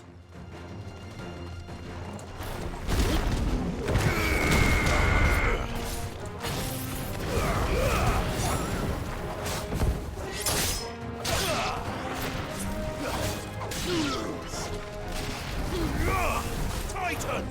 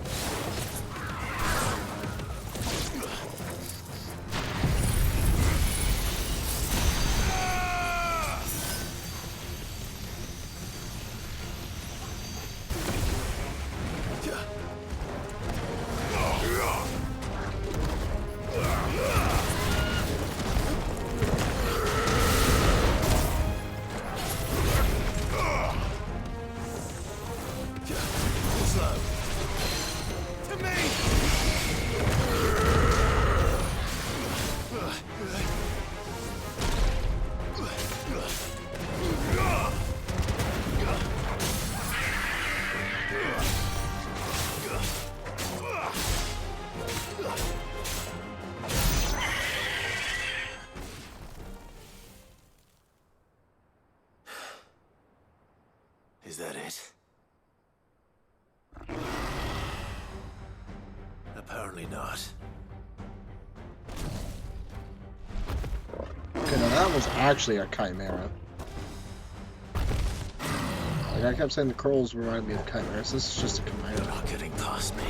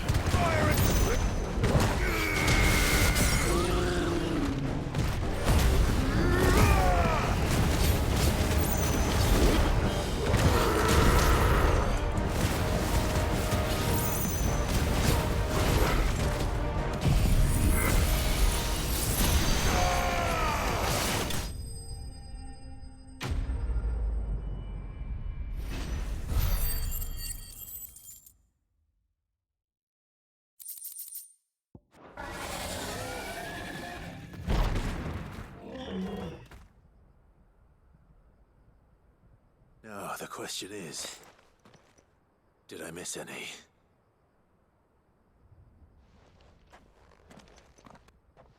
Man alive! You're still in one piece! I slew as many as I could. As many as I could, he says. The old bleeding lot, more like it. Well, almost. Only almost. Yeah, one or two did try to sneak over the wall. But we got the bastards, don't you worry. Good. Though you do know, more will come in time. In time, yeah. But we can think about them later. Let's get you back inside.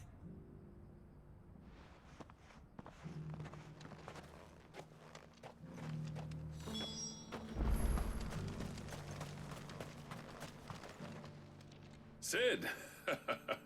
You're even more fearsome than your reputation. Enough to give those Akashic monsters nightmares. I almost felt sorry for the wretched things. But mostly, I felt grateful. Dravoged won't forget what you did today. I'm afraid I've only delayed the inevitable. There's no getting rid of that ether flood. Meaning that any living thing which stumbles into those mines will end up clawing at your walls again. And that's if the flood don't spread. If it does, well, I hate to say it, but the village's days are numbered. That may be, but we're staying just the same. With ether floods springing up all over, it's no less safe than anywhere, and more importantly, it's our home. We'll fortify the gates to the north, and I'll see that they're guarded day and night. All right. Then we'll give you a hand shoring up those defenses. As for you, Blackthorn, that's twice you've turned up when Dravos needed you. So, thanks. I shouldn't have stayed away so long. And I shouldn't have left without talking it over with you first. Too bloody right you shouldn't. Though I doubt I'd have listened. I always envied you. How you made everything look so easy when, for me, it was anything but. You leaving gave me the perfect excuse to hate you. And from that day on, I never once stopped to wonder what it would have been like if you'd stayed. But what you said earlier, it was true. You'd have been the death of this place. Finally, something we can agree on. I hope you see the sense of it eventually. You kept this place alive. Alive, perhaps. Wealthy even, but Dravoged isn't what it once was. Our work used to be the pride of Dalmekia. Now, we churn out the same rubbish day after day because it's easy and turns a profit. It's not about the craft anymore. I wouldn't send my sons to war wearing the shit most of our smiths are making. I've kept working, honing my skills, trying to lead by example, but no one sees the point. The average castle apprentice has as much passion for the craft as our current lot. Come back to us, Blackthorn. Remind Dravoged what a true master blacksmith looks like. I'll even man those bellows of yours if it means we can work at the same forge again. That's a kind offer. Kinder than I deserve. And I wish I could accept, but I'm needed elsewhere. There's people who trust their lives to my steel, and I daren't let them down. Fair enough. But that doesn't mean I couldn't visit from time to time. Let's see if we can't rekindle this town's passion for the craft, shall we? I'd like that. Just be sure to tell Snotty to let me in the next time I come calling, yeah? Knowing him, he'd let you in anyway. Blackthorn. The Master Smith turned outlaw, back in my good graces. I never thought I'd see the day. That's lovely. I'd say that went pretty well, wouldn't you? Even better than I'd hoped. Sid, I've got something for you.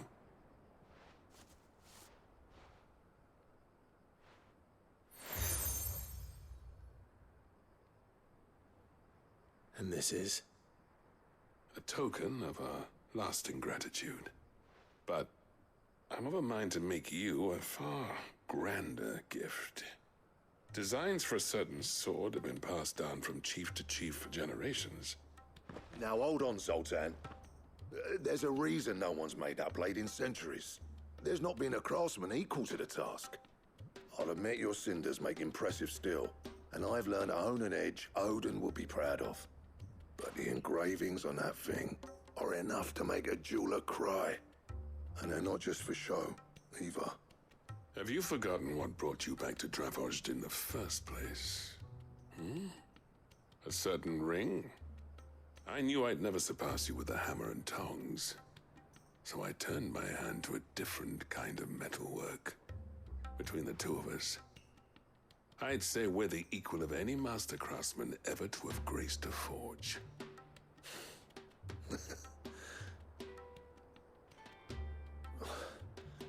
You know what? I think you might be right. Clive, you wouldn't mind if Zoltan came back to the Hideaway, would you? He's more than welcome. As long as he can keep our secret. Right. Zoltan, get your tools. We've got a legend to forge. With a little help from Blackthorn, I don't see why we can't restore Voyage to its former glory. Barring ether floods, that is. I'll tell you what, Clive. If we pull this off, it will ruin every other sword you've ever held. I'll get him back to the Hideaway. I mean, I can't throw away the sword yet. We gotta grab the sword before we do anything else.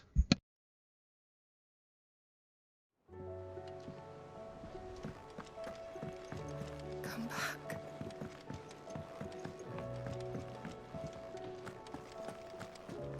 Oh, don't tell me we've run out of peppy of nuts.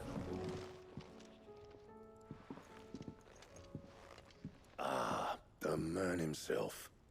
We were just about to make a start on that sword I promised you. It's funny, but none of this would have been possible without your help. You remember Camille? We'll be using his leatherwork for the grip. The steel, meanwhile, will be tempered in a fire, burning the cinders you charmed out of old Zoltan here. And that whetstone from the Outer Isles, that'll be what gives the blade its edge. And the final flourish will be my talented colleagues' engraving. A team effort led by the greatest blacksmith alive. Now, save that talk till the thing's finished, yeah? Right. I'm ready if you are. To the bellows it is, then. This is the collab we've been waiting for.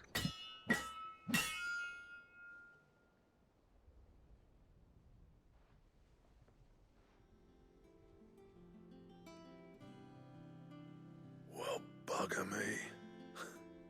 We actually did it.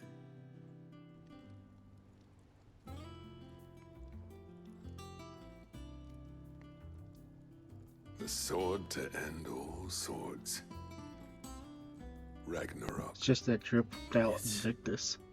Quite something. I, trust you'll take good care of it. Thank you. Both of you. So, does this make you pair the greatest craftsmen alive, then? This? Nah. This was just following the footsteps of the greats of old. It'll take more than that to earn us our place in history. But we're up for the challenge. Here. A list of materials. Zoltan and I got talking on the long road back from Voyage. We reckon with those items there, we could craft something even better than the Ragnarok. Something worthy of a legendary outlaw like yourself.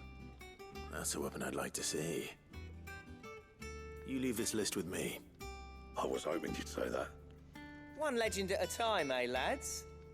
Before you start on the next, who fancies raising a cup to friendship reforged? Good idea. No more drinking to forget my past. It's about time I had something to celebrate. Then tap the kegs! Vulcan's boys are on their way!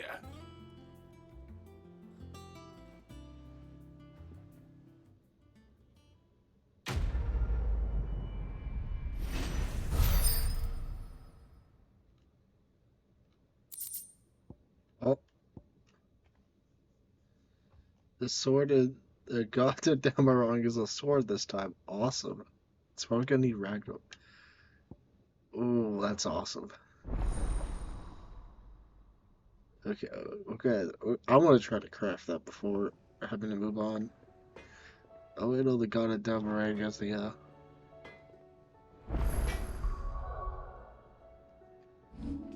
limit break item from let's actually see if I can craft it. Probably not. Well, let's just check. So, what'll it be? Should last you a good while.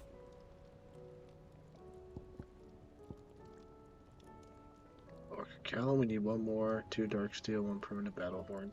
Okay. And doesn't seem that bad. Seems terrible, but we'll figure it out. Feel the channel.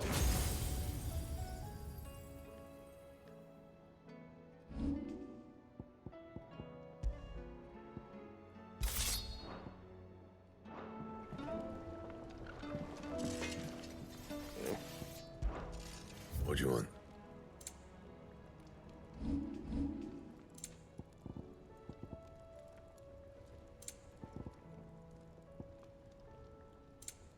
Stone tongue. And a stained white cross. Anything else?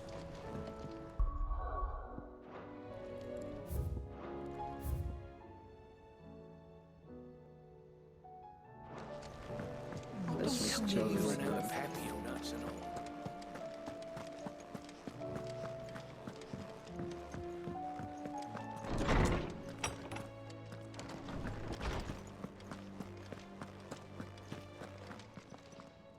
Knowledge hoarded is knowledge lost. I have a few new notes that might interest you.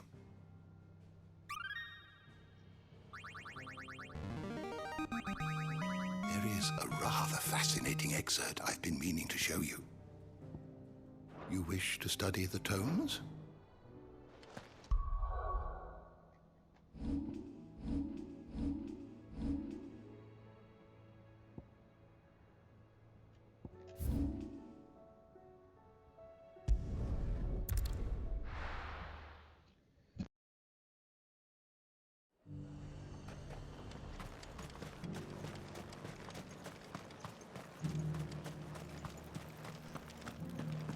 There were ghosts at the gates, not days.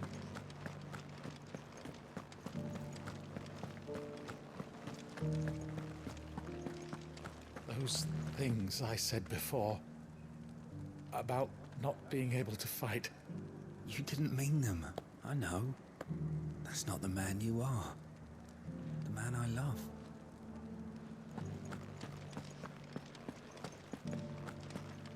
So many were injured. Only by the grace of the goddess did so few succumb to their wounds. I'd say it was more the grace of the day. Oh, Clive. What am I to do? My wards and I may soon be without a home. What's happened? The High Cardinal has descended from his lofty throne and taken up residence here in Northreach. The High Cardinal? Leader of the Council of Elders, second only to his Radiance at the head of the Imperial government. Not that any of those things still exist. Now he goes by his noble title, the Duke of Oriflamme. And what does he want with Northreach? He wants to transform it into a military stronghold, a foundation upon which to build a new Sambrek. He's already secured the support of the various army remnants, with promises that they shall be afforded the respect they deserve in his empire. One built on the confiscated property of the people. He would rob the populace to pay for it.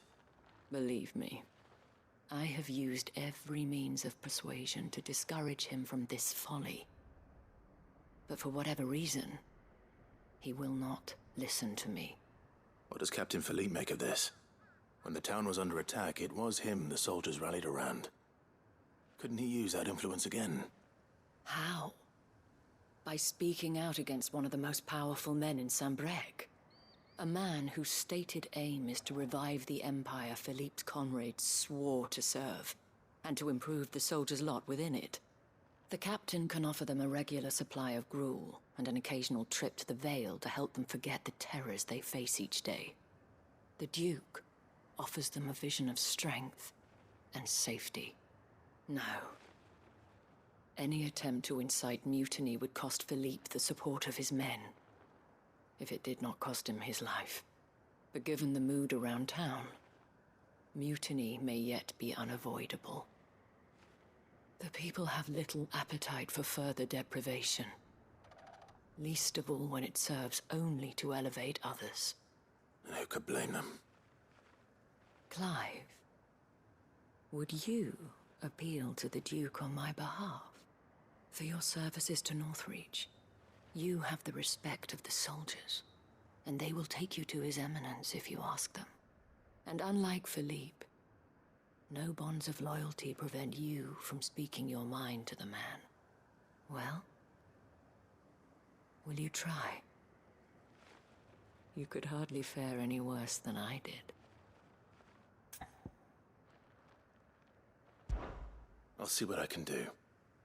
Thank you, Clive. Tell me then, where will I find this Duke of Oriflamme? In the garrison? Overseeing the troops, yes. All right. Wish me luck.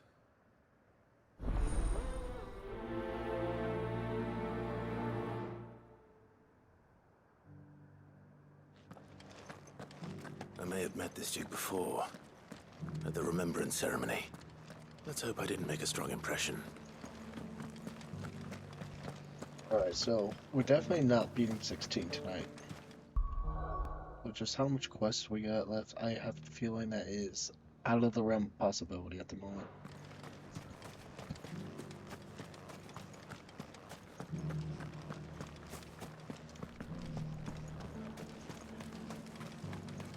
As long as you remain... Halt! Oh, sorry about that. You're the dame's man, aren't you? You got some business with the captain? No, actually. With the Duke. I was hoping I might be able to speak with him. We're under orders not to let any civilians pass. But you should be all right. His Eminence has heard all about you and your heroics. Wait here. I'll go and ask.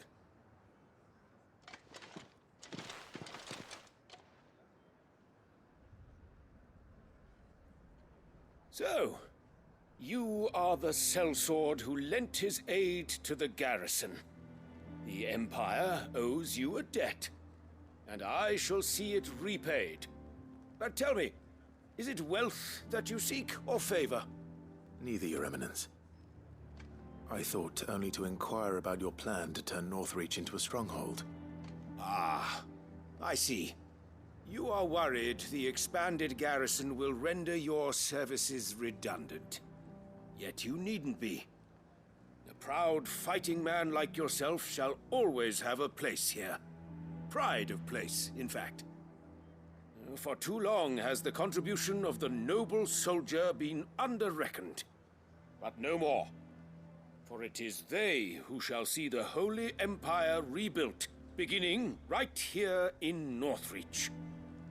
Why here, Your Eminence? The town has been fortunate enough to escape largely unscathed from the recent troubles.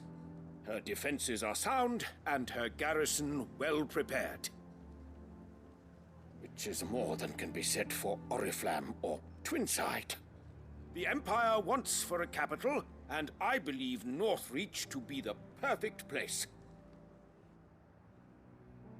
With Caer Norvent as her citadel. Once we have seen to the refortification of both the town and the castle, we need only build a wall around both to create a city that would be the envy of the twins. Plans are already underway for the construction. Soon enough, these thralls shall learn that they are no match for the might of Sanbreque. I fear you underestimate how dangerous these creatures are, Your Eminence. Should they return in force, you will need all the people of Northreach to come together in defense of the town. Something they may be loath to do if they've been deprived of their worldly goods. The people will do as their leaders command. If Sandbreck is to be rebuilt, she will require a functioning government. One whose authority is beyond question. That is why this levy is necessary. So that any man who wishes to join the army might do so and be fed, outfitted, and paid as befits a defender of the Empire. And yet there are those who persist in peddling the treasonous lie that I seek to steal from the people and drive them from their homes. I suspect they're afraid of losing what little they have left. Precisely. The common folk have little and less, and you mean to deprive them of even that. You would sow the seeds of your new empire in your own salted earth. Sabine, we have discussed this. Yes, and I told you then how putting the empire before her citizens would lead only to revolt. Without an empire, there are no citizens. And in yours, there will be only beggars. Is that what Griga wills for her people? Do not take her name in vain, Sabine. I'll come back later. The citizens revolt. I wonder what the people really think of the Duke's plan. It wouldn't hurt to ask them, I suppose. Let's begin with those on the other side of the wall. As long as you remain, the veil will see to you. The legionaries lay limp and lorn, both heads and swords hung low. But at her touch they did rise up to meet their blue-eyed foe.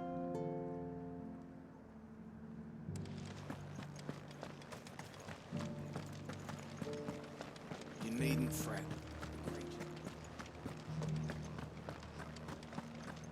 But there were ghosts at the gates not days ago.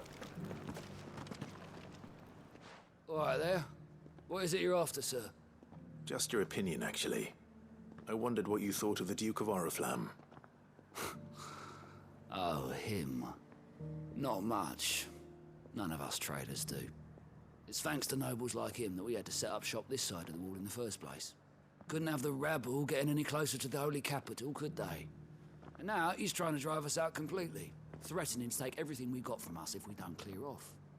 If the dame said she wanted him run out of town, I'd be straight through that checkpoint, tar bucket in hand.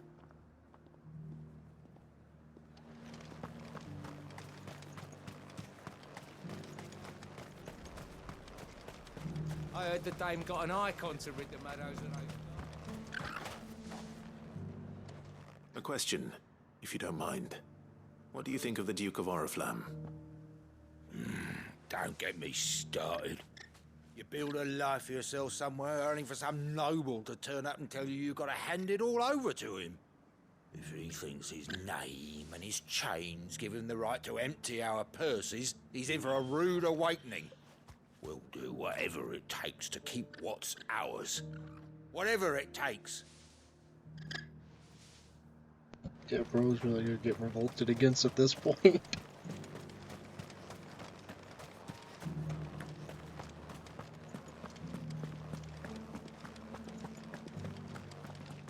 Soldiers too craven to fight. Stark naught, the lot of them. Weren't till a woman dealt them a swift knee to the stones that they came to their senses. I got peppers to numb your tongue up. I've been hearing a lot of talk about a certain Duke. Nothing good, I'll wager. Going around acting like he owns the place. And with hardly a word to the dame. This is her town, not his.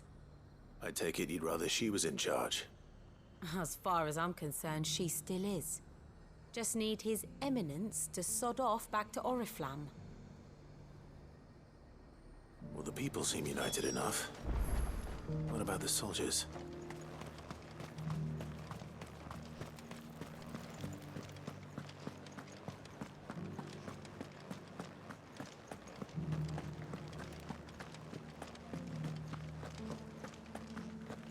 those things I said before. Excuse me, do you have a moment? I wondered if you'd mind sharing your thoughts on the Duke of Oriflamme. Well, he's made a lot of enemies coming in the way he did.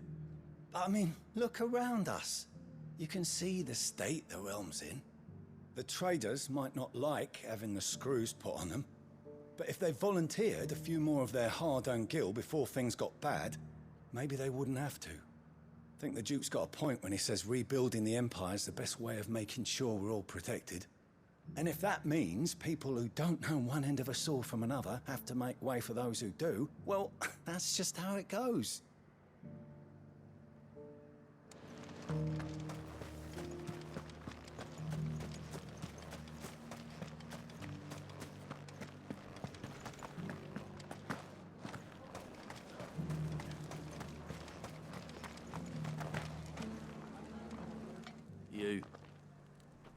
You're the one who was talking to His Eminence. On the Dame's behalf, yes. I was trying to persuade him not to take the people's goodwill for granted, but it seems my words fell on deaf ears. What do you think of his plans? I'm a soldier, mate. He tells me what to do, not the other way round. Listen, I've got nothing but respect for the Dame, but I've got a family to look after. That's where my loyalties lie, not with the town or the Empire, but with my wife and children. If the Duke can get us the men and the equipment we need to fight off those blue-skinned bastards, I don't care how he does it.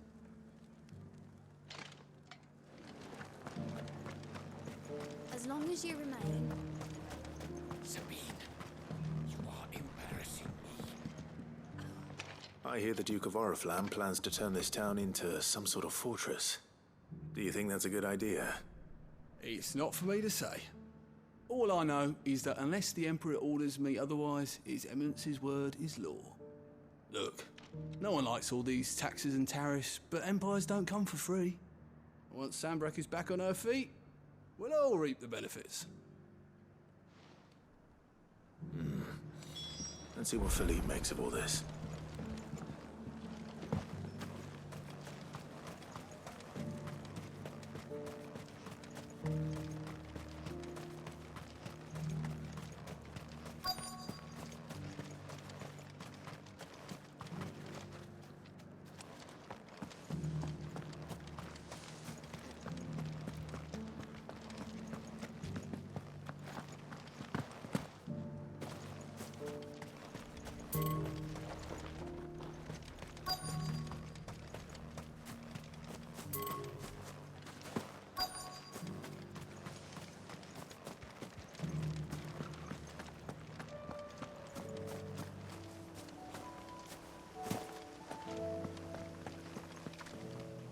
Captain, do you have a moment?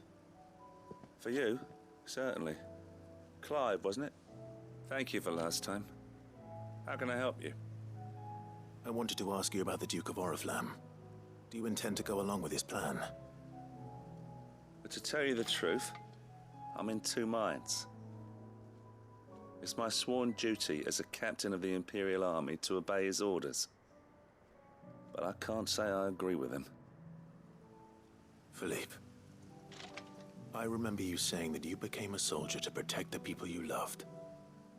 The Dame included. That's right, I did. Well, she doesn't agree with the Duke's orders either. She thinks they could tear Northreach apart.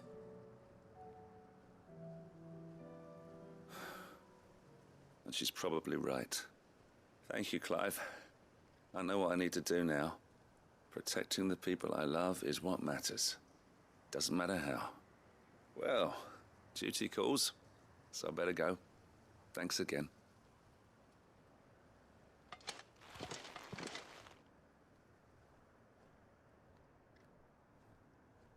It seems Philippe wants to do the right thing at least. I expect Isabel will be pleased to hear that, if nothing else.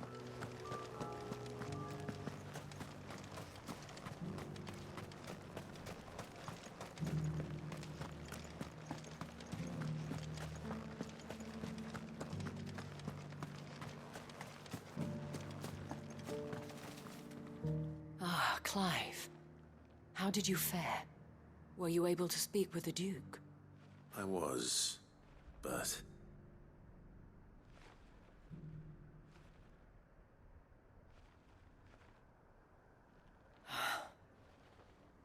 So Northreach is to be a fortress after all.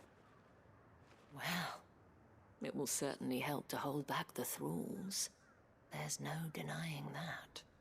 Though I doubt it will come as much consolation to the townspeople whose worldly goods are confiscated to pay for it. They deserve to be heard, Clive. To have a say in this new empire the Duke means to build. Sadly, His Eminence values their obedience more than their opinions, and hopes to reassert the authority of the state. I fear he sees the people as mere pawns on his chessboard to be sacrificed for the greater good. Needless to say, they themselves are of a different opinion, and would rather their destinies were in your hands. The soldiers, meanwhile, are content to follow their orders. And not just because of the Duke's rank, but because of his vision. I thought as much. Had I sworn to protect Sambrack, I dare say I too would want nothing more than to see it rise from the ashes. Thank you for trying. But the battle is lost. I don't know about that. What happened to your uniform? I handed it in, along with my resignation. Told the lads I wished them well, but that I owe it to those I love to call it a day. But why? Because I realize what really matters to me. Not following some nobleman's orders for the sake of it, but protecting what I care about. Protecting Northreach. I honestly don't know when those monsters will return, but I'm certain they're not finished with us yet. And when they do come back, we need to be ready for them. We need to stand together, all of us. And with you to lead us, milady, I reckon we can do it. It was you who finally convinced me, Clive. There's no point following orders if they go against everything you believe. Indeed. All of us, standing together. That has always been Northreach's best hope, and one which still lies within our grasp. We have only to turn our attentions to the true enemy. Thank you, Philippe, for showing me what I must do. Anything for you, milady. Speaking of standing together, would you mind if I borrowed a few of the lads from the Vale to help keep watch around the town? I fear His Eminence has loftier tasks in mind for the guard.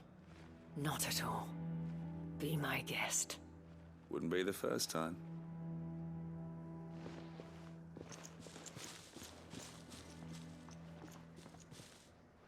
There may be hope for Northreach yet. Especially with men like you and Philippe to champion our cause. I, for my part, shall continue to work upon the Duke, in the stubborn belief that I might still tempt him into joining hands. But I suspect I shall have to call upon your aid again. Until then, Clive. Until then. Okay, so first is we got a multi-stage quest for her. Last one's the desert. Get its name? Lubar.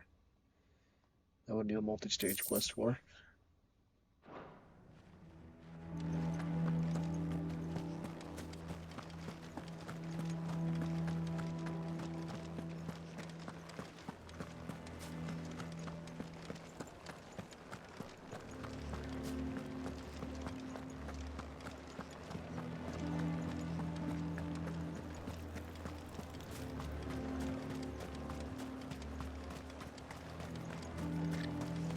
I heard the dame got an icon to rid the man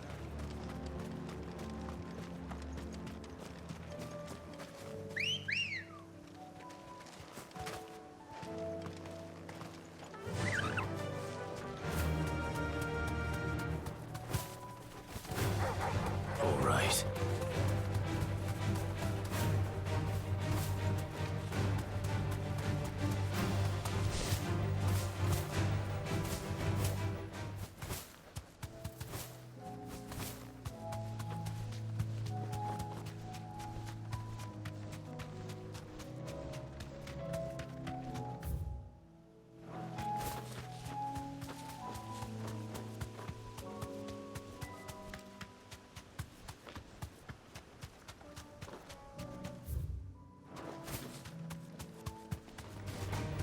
time to fight.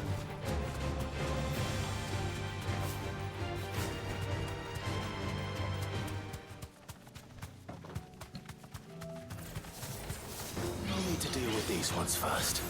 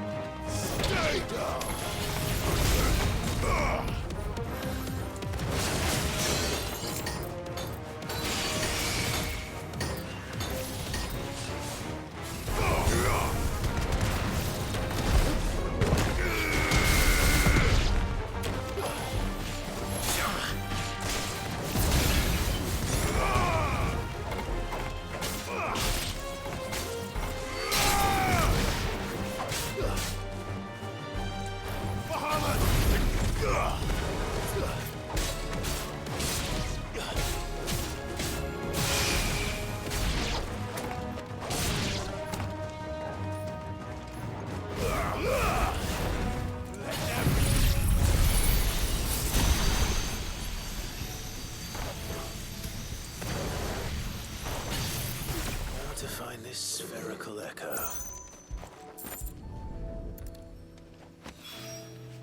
This is it. Right then. Just two more to find.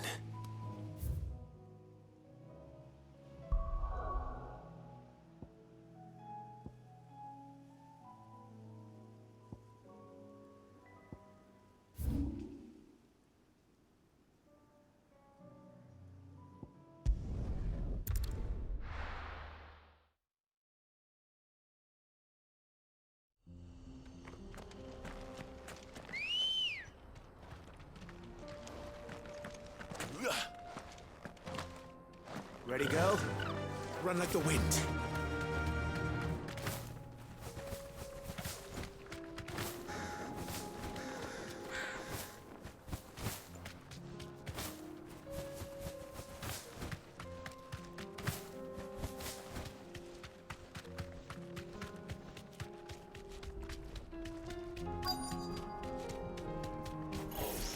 Don't get surrounded.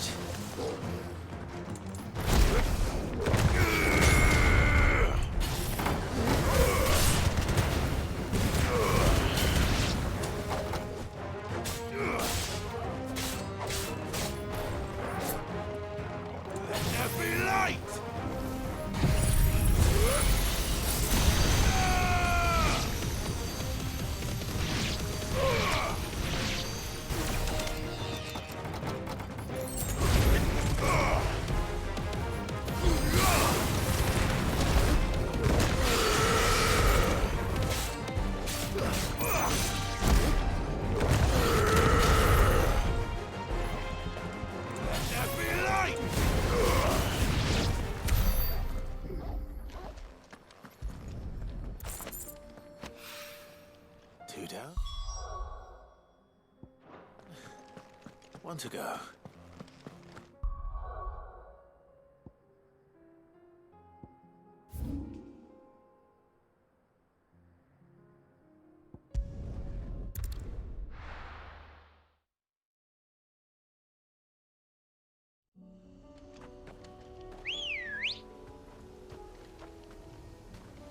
Come on. Run like the wind.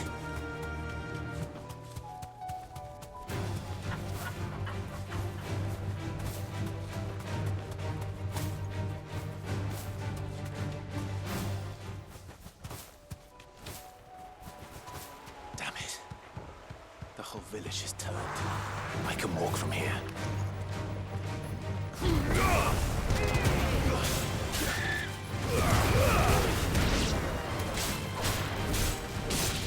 No, I'm not surprised that ended.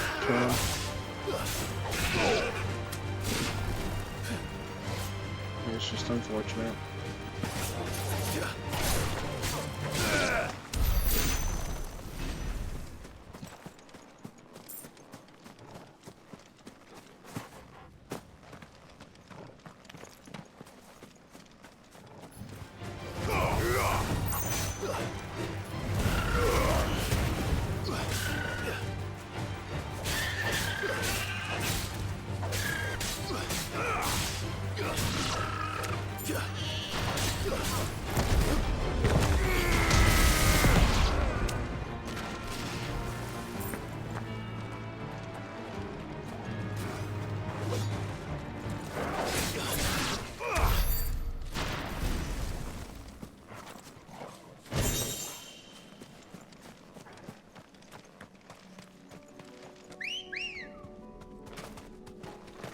Ready, girl?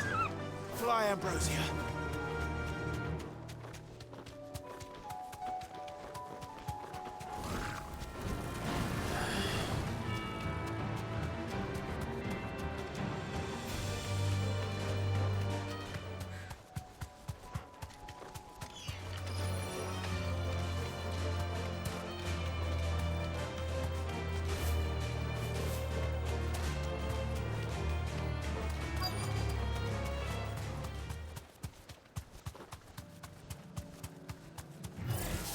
No mistakes.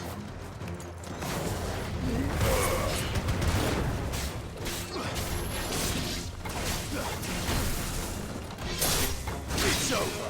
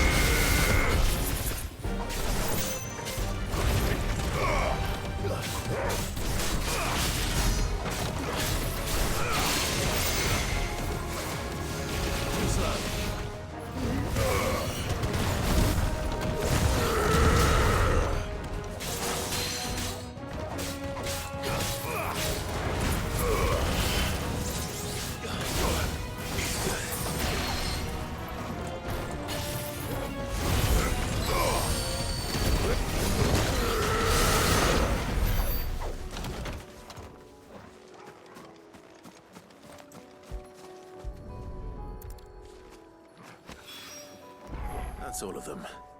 Owen can uncross his toes now.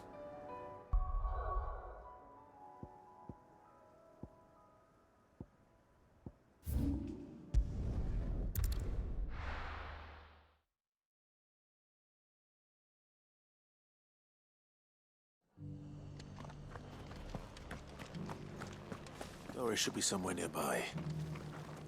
Assuming she's still... Yeah.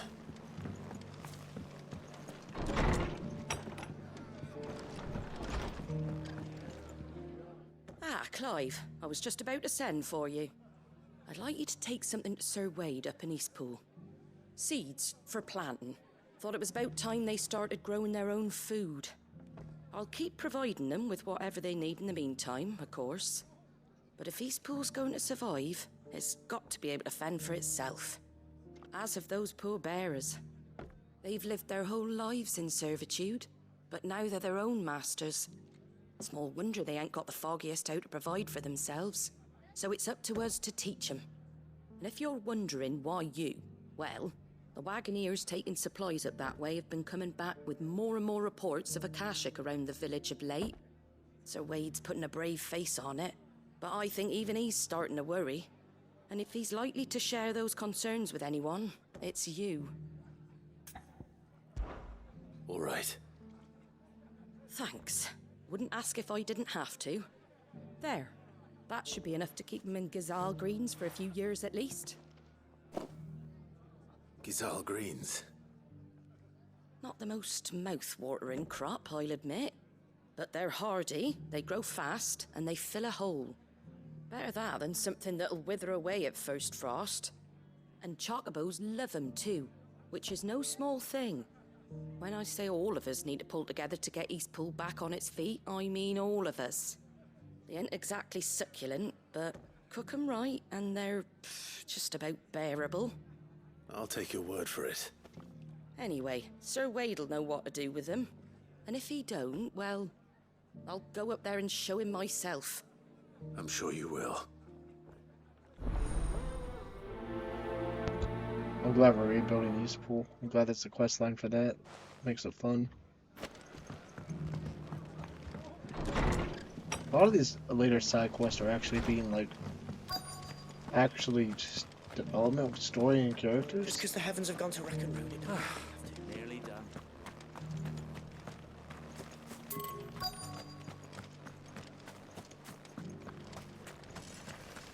The world seems to be changing so fast lately I can hardly keep up. But what I do know is that there's more bad news than good. You can tell that just by looking at people's faces. It doesn't still hurt, does it?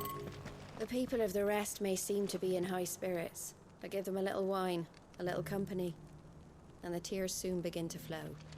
Don't keep your word. It's been a pleasure, Doris. Just like old times. I'll give your offer some thought, my lady. How goes the investigation? Sid, what brings you to Martha's Rest? You. I heard you were out here on your own, tracking our slaver. I trust you're being careful. Of course. And it had to be me. The bearers from the Dragon's Eyrie confirmed a long-held suspicion of mine that the slaver we've been tracking is an old acquaintance. She's no fool. If we'd come in force, she would have spotted us straight away, and then vanished without a trace. That was her just now, wasn't it? So, was it a fruitful reunion? I'd say so. She tried to recruit me. Seems her time in Rosaria is coming to an end. She's abducted bearers from across the region and is looking to smuggle them back into Sambrec. After her brush with those beastmen on the road to Northreach, she hired herself an Imperial escort, which she wants me to join. She's dangerous, Sid, but I think I can stop her. Then I'm going with you. I'll take care of the escort. You can see the bearers to safety. Where are they? The Baum Archers, soon to break camp. You go on ahead. I'll follow once I've sent word back to the hideaway.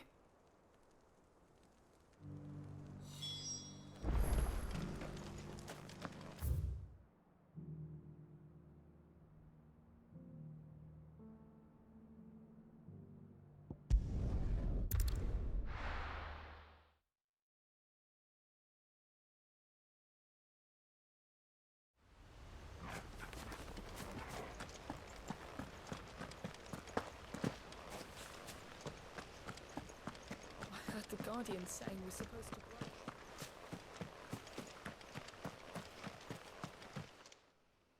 Ah, Lord Rossfield.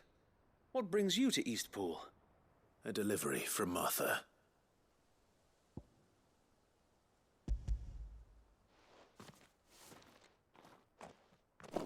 These are Gizal green seeds. Martha's keen to cut the apron strings, then, is she? I jest. Of course. You see, I had thought we might be able to revive the old wheat fields, but they'd long since gone to seed, only without the seeds. Martha was hoping you might be able to show the bearers how to plant and tend these, so that they'll be able to fend for themselves. That's not a bad idea. These bearers had only recently escaped their bonds before we brought them here. They know little of freedom, of providing for themselves and their loved ones. Unless we teach them how to live like free men, I fear that all we have achieved in bringing them here is to exchange one master for another. Not that myself and the Guardians have been the best example to them so far, subsisting almost entirely on Martha's charity as we do. It's about time we all started to provide for ourselves, bearers and Guardians alike. Unfortunately, we've been a little too busy of late to focus on much besides bolstering our defenses. There have been alarming reports of... The Horde is closing in. They're coming, so wait, all of them. Damn it all, I thought we'd have more time. Gather the men in the square. Send to the rest for reinforcements. Yes, Sir Wade. The Horde. A Kashek, a veritable legion of them. They've been seen prowling around the northern reaches for a while now. We don't have the numbers to hold back a swarm that size. I had hoped to build a perimeter wall so that myself and the Guardians might be able to defend the village, but... Now you're out of time. Precisely. If reinforcements from the rest arrive before they do, we may just scrape through, but I fear that's rather an enormous if. What if you could call on reinforcements from Eastpool? You mean the bearers? We brought them here so they might live, not die fighting for their lives. So wait. You said you lack men to defend the village. Are the bearers not men? Do they not wish to see Eastpool saved? Though they may not be trained soldiers like your guardians, what help they are able to offer could still prove the difference between victory and defeat. You're right, my lord. I will appeal to them.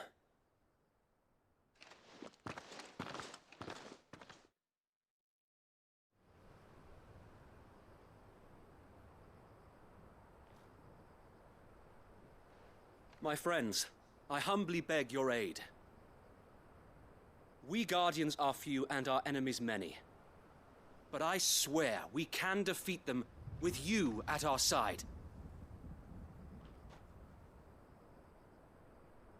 You would send us to the slaughter, to serve as bait for those fiends so that you and your men might be spared. And to think we trusted you. Say what you will. A home is not worth dying for. But it is worth fighting for.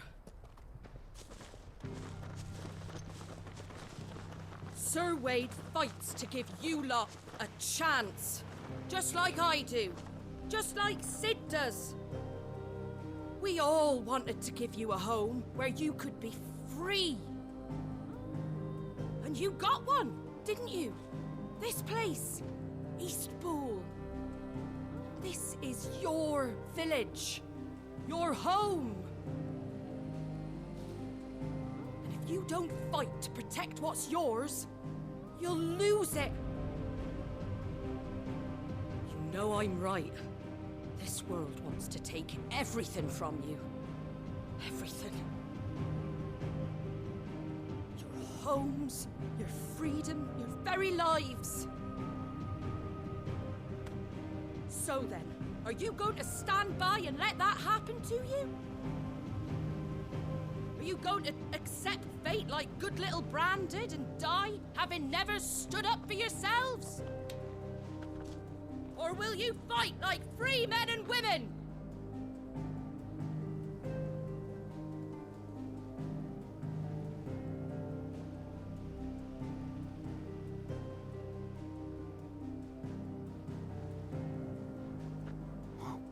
What are you doing? All right. Give me a sword. I never dreamt I'd have a home of my own. And now that I have, I don't want to lose it. I will protect what's mine, or die trying. We all will. Free men and women, fighting together.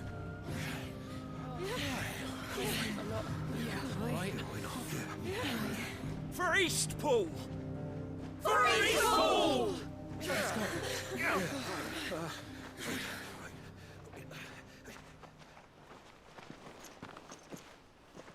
Thank you, Martha. Don't mention it. Just promise me one thing. That you'll show them how freeborn fight. Gladly.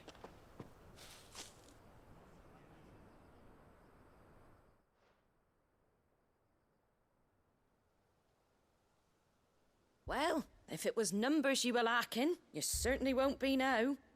Thanks to you. Me? Oh, I just love the sound of my own voice.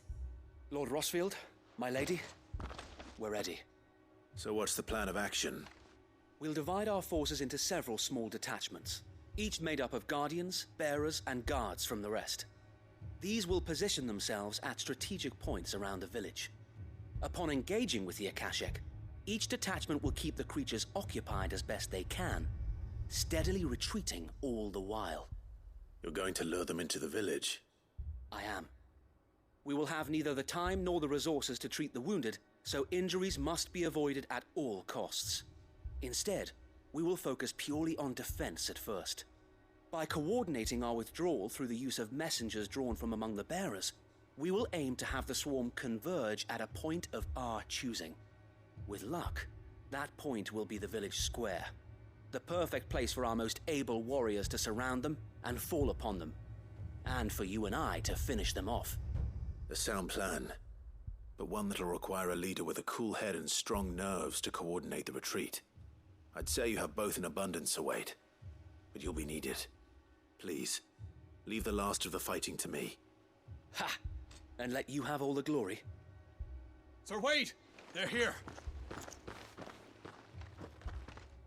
Then you know what you must do. We work together, everyone playing their part, each shielding the other that no man might fall, that Eastpool might live on. For Rosaria! For Rosaria! We've no time to argue, my lord. I'll do as you ask. And I will do as you ask. Suppose we'd better do our bit too, then, eh? Right you are, Martha.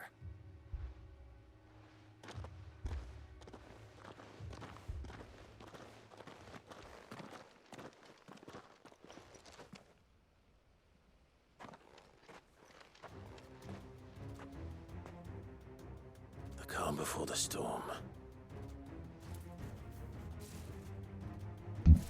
Oh, Kasha Goblins, this is first. And here it comes. Not let this village fall. Bahamut!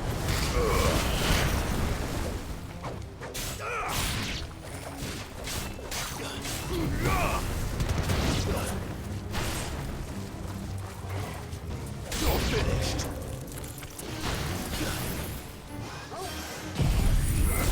What's the name, man?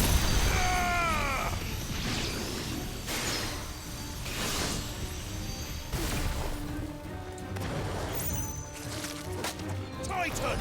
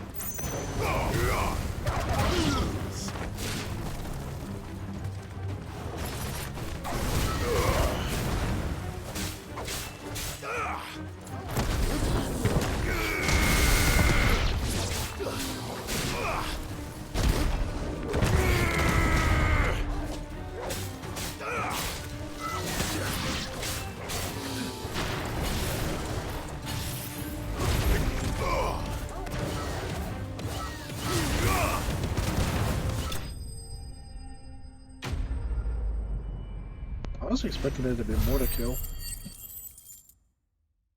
It wasn't really even a boss. Looks like that's the last of them. Lord Rushfield! Change of plan! What is it? Owl from the rest. An Akashic curl's been sighted on Rhiannon's Ride and is headed in their direction. Well, the better half of her guard is here. So wait, how many Akashic remain in Eastpool? Hard to say. My men are still facing some resistance, but I think the worst is behind us. I could order a detachment or two to fall back and... No. Let them finish the job. You stay here too, Sir Wade. Your men need you. I'll go after the Curl. Join me only when Eastpool is won. If you're sure, my lord. May the Founder protect you. Spoke too soon, there is a boss.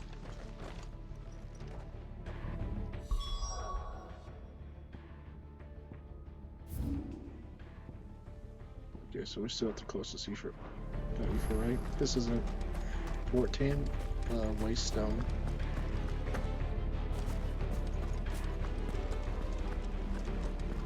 Come to tell me an Akashic curl's heading towards the rest? Get yourself down there. We can handle things here. The curl was sighted on Rhiannon's Ride back towards Martha's Rest.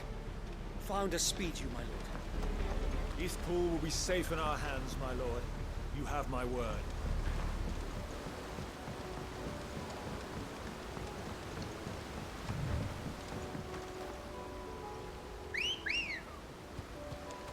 Ready, go? Faster!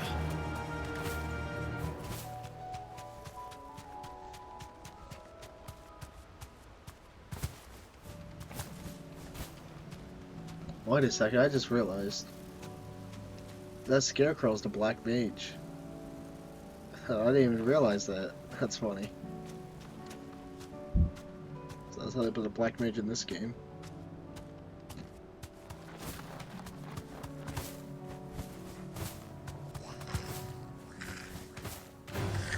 Time to fight.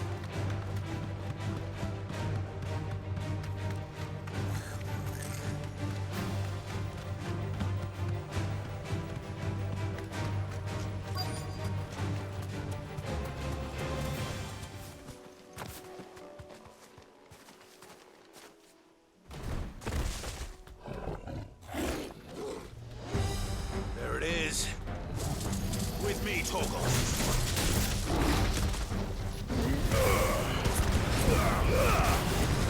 Soil and stone!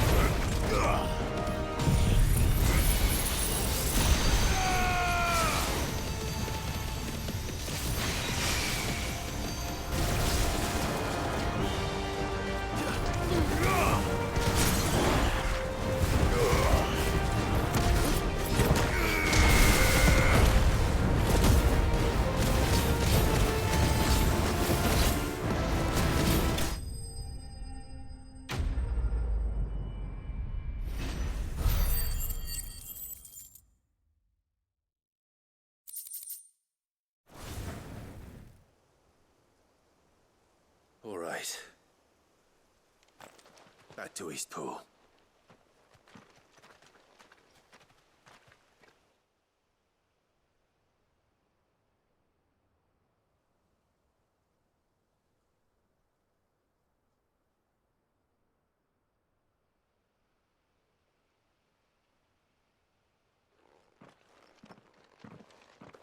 Lord Rossfield, the Curl, is it? It's dead. Thank the Founder for that. And for you, my lord. We were able to eradicate the rest of the Horde. I have guardians posted around the village to keep watch for further attacks, but all seems quiet for now. I hesitate to say it, but I think it might be over. I think it might.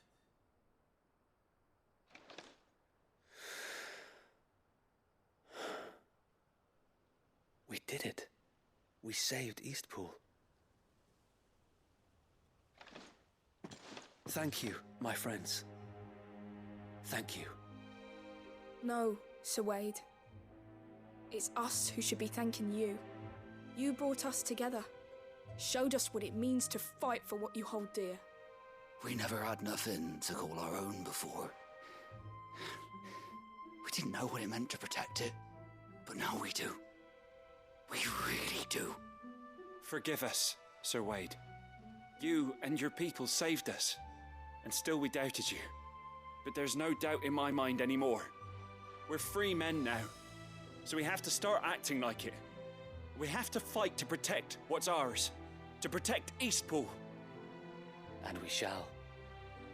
We all shall. Together. This is our home.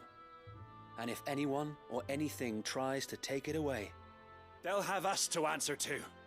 Come on then. Let's get to work. This village isn't going to rebuild itself.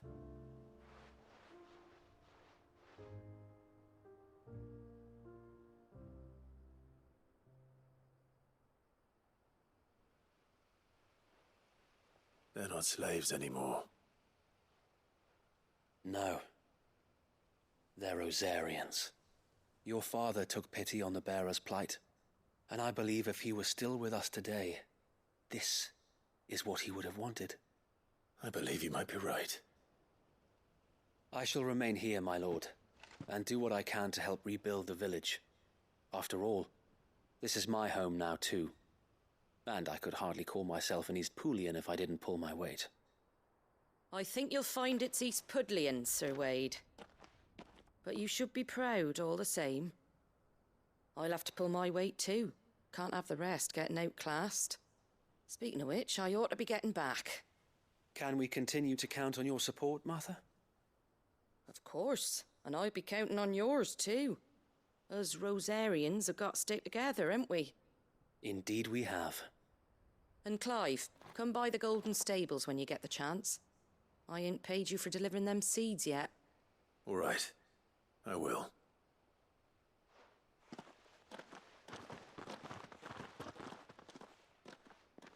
Lord Rossfield, do you remember our very first mission together? Clearing the goblins from the Stillwind marshes?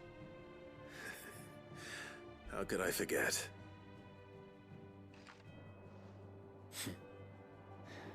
There's one sight that I shall never forget. You, facing off against that giant Morble. Not a trace of fear on your face. Since that day, there have been more than a few times when I felt like giving up. When the odds seemed so stacked in the enemy's favor, I thought I may as well just lay down my sword and surrender. But every time I would think back to the look in your eyes that day and remember what it means to be a shield. Know that whatever trials Eastpool may face, I shall never lose courage. Thanks to you. So Wade, you have always been a true shield. I know that Eastpool, and indeed all of Rosaria, will be safe in your hands. Thank you, my lord. I know the rest of the world will be safe in yours. I'll do my best.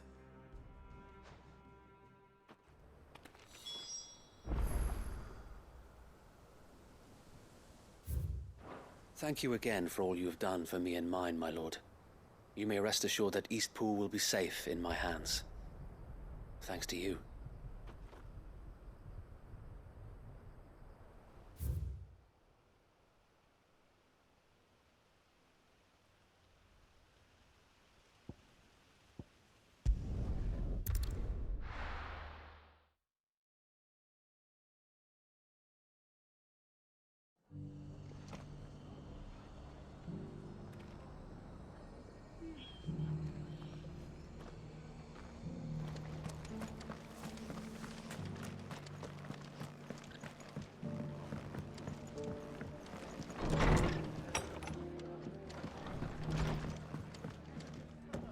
The hero returns. It's lucky you came by when you did, eh? Not only did my seeds get delivered, but you went and saved Eastpool and all. I just did what I could. And it's only right that you get rewarded for it. Take it before I change my mind. Thank you, Martha. So, Eastpool's finally back on its feet again. And a home to free bearers. Who'd have thought we'd see the day, eh? Well, it was your idea. I know that, but I never stopped to think what it would mean. Bearers in charge of themselves, thinking for themselves, working for themselves. Like your hideaway, but not even hidden away. Though I suppose the rest ain't much different nowadays. You know, bearers living free like that reminds me of when I first met Sid. Loath as I am to recall that particular day. I take it you didn't always see eye to eye. What happened? Well, if you really want to know, I started doing what I do long before I met Sid. In fact, that's how I met him. Or at least how he came to meet me. He showed up at the stables one day, asking questions about who'd been buying up bearers. Founder knows what he thought I was doing with them. Running a hunt, poking around in their innards. Something awful anyway. Me, I thought he was a new constable. Thought the game was up. But somehow we both managed to work out what each other was about. And before I knew it, the cheeky arse was rattling on at me about how I was doing it all wrong. After all my hard work. Told me I was giving them relief, but not freedom. That my bearers were still dying as slaves. Got Right under my skin it did. Told him if he didn't like it, he could bugger off and report me to the garrison. And do you know what he did? He smiled, and then he laughed. And then I did the same. We made a pact that day, that whenever one of us was in need, the other would always be there for him. And you were? Well, we both wanted the same thing, to make life better for bearers. Just like your dad. Do you know I was born right around the time Elwyn became Archduke? Growing up, I saw how he tried to change things. He certainly didn't lack for ambition, that one. Indeed. But the loftier one's ambitions, the harder they are to achieve. Which is why those of us who follow in their footsteps need to finish what people like Sid and my father started. Suppose you're right, aye. And if we don't manage it, there's always them who come after us. Good thing we've got a few half-decent sorts waiting in the wings, eh? It's almost enough to give you a little bit of hope. Just a little. Anyway, enough nattering. Better get back to work. Let's see about making everyone some dinner, shall we? The least the folks who saved Eastpool deserve is a hot meal. And you and me ain't gonna save the world on an empty stomach neither. That sounds like a wonderful idea.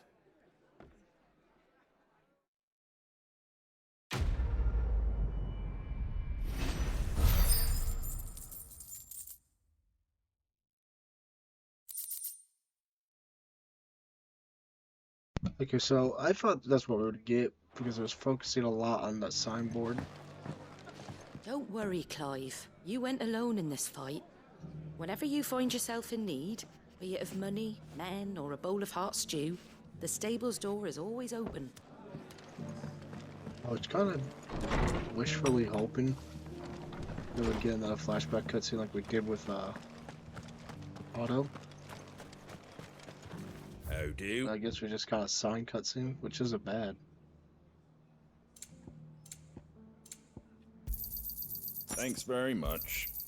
Much obliged. How do?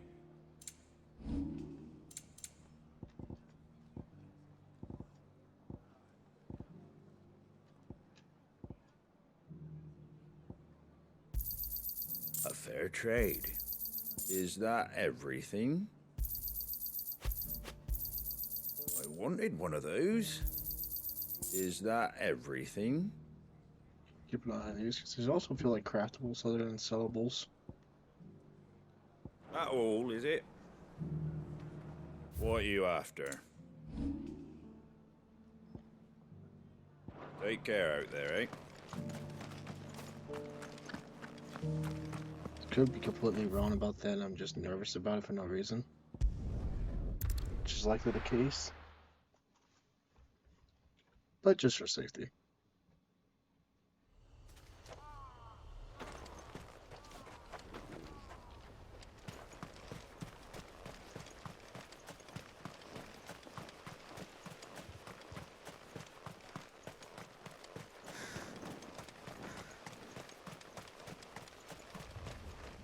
Ambrosia won't help me here.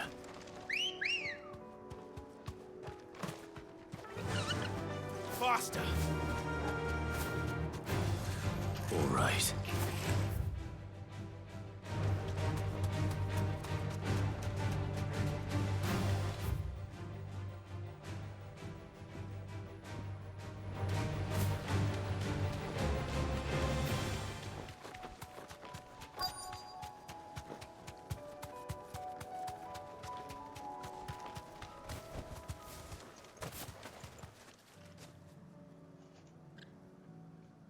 Good.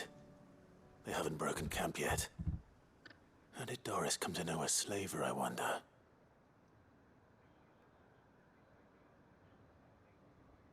We've waited long enough. She's not coming. Ready the bearers. We're leaving. Back to civilization, is it, Mom? With all haste. Lest any of you lackwits start talking like these feckless bumpkins. I presume your men are ready. We've suffered too many delays as it is. Any more and I'll be docking your pay. Yes, Mom. Oh, but before you go, it appears we have company. Kill him. You're welcome to try.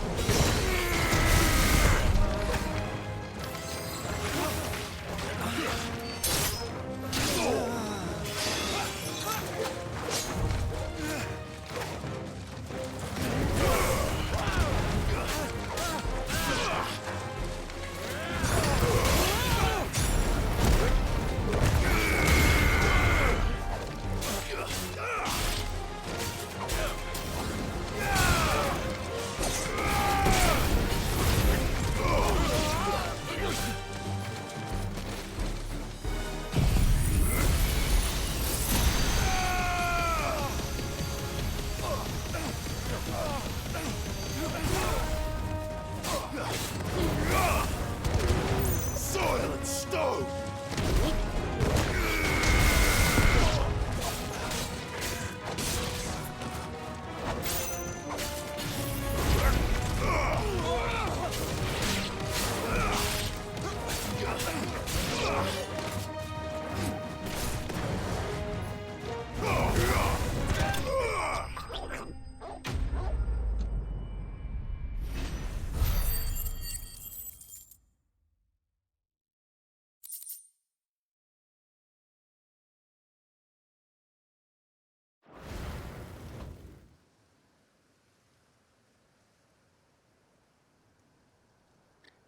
So much for your escort. You'll forgive me for not avenging my men. I'm not the swordswoman I used to be. I surrender. Do with me as you wish, Sid the Outlaw. Sid. Ah, Doris. I take it you're not here to rescue me from our brooding renegade? You know, I always wondered where you'd vanished to. But casting your lot with this criminal of all people. Better fighting for a cause than killing for coin. I'm sorry, Sid. I should have told you sooner. This woman, my former master, once trained bearer children to be weapons in service of the highest bidder. She raised me like a daughter, and I did terrible things to earn her favor. It wasn't all terrible, surely. We had our fun, too. You were always so eager to learn, and had such clever hands. All my other children took either to the blade or to the books. Always either or. But you proved yourself a master of both. That's why I kept you for my own. How about it, my little dagger? Care to swear that blade to me again? I never swore my blade to you, nor will I ever. I fight for a higher cause, to liberate the bearers of this world. Farewell, Master. Thank you for making me the weapon I am. You always were a righteous child. Perhaps that's the reason I loved you so.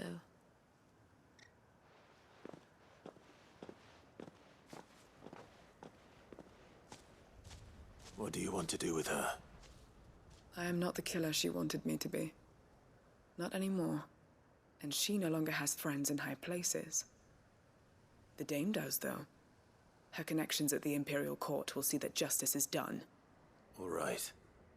If you're certain. I am. And thank you for everything. Now, I better let these bearers know that they're safe.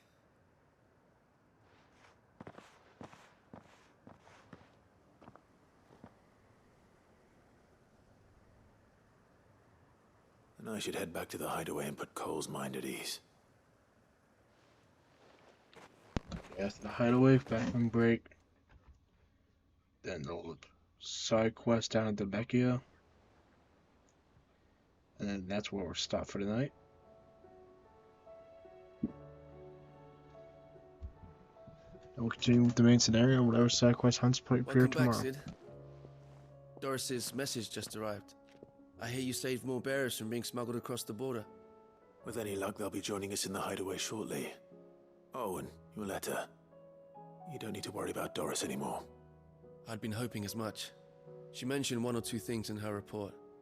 So the slaver we'd been chasing all these months was her former master. Wish I'd known. She's been arrested, by the way, over in Sunbreak. Went quietly, or so we're told. And she won't be getting off lightly. The Empire may have no love for bearers, but it's none too fond of black market traders either. Can't have been easy for Doris. I'm sure it wasn't. But don't worry. She'll be all right. I hope so. Suppose you should know, eh? You had quite the past yourself before you came here, or so I understand. Anyway, thanks again, Sid. The Cursebreakers would be lost without Doris. And you, of course. Keep up the good work, Cole.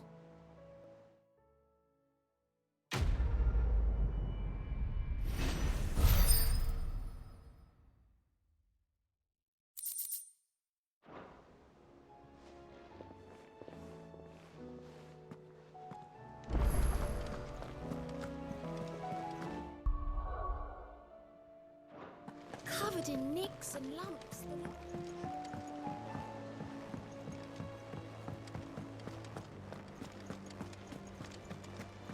So the sooner thing we're going to do is to get us more potions. Could have done this earlier, but like I didn't feel like we really needed it.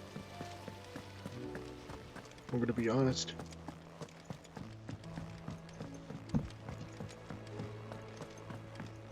So she don't need safe.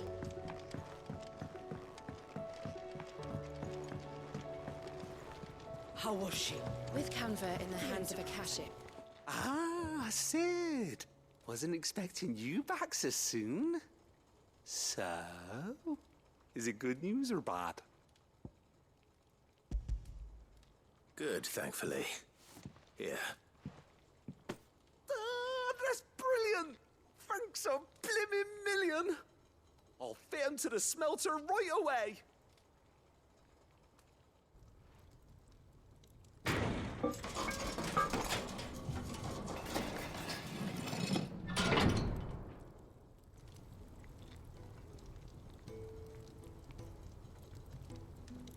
May I present to you the Telemon Furnace! Ain't bad, is she? She's a beauty. You saved my bacon again, Sid, and I ain't about to let your good deed go unrewarded. It's fine, really. My bag's flexible enough already. Oh, don't say that. I'm sure I can make a few improvements to it yet. You could just buy me a bigger... How about that clasp? Looks a bit stiff. Reckon you could loosen it up and make some more room? And I reckon I know how. With a new alloy we've been working on. The Telemon Furnace was just what we needed to perfect it. It's a metal, see? So it's lovely and strong, but it's also, well, stretchy, if you can believe it. Stretchy metal. Well, if you insist. That is the spirit. You'll love it, I promise.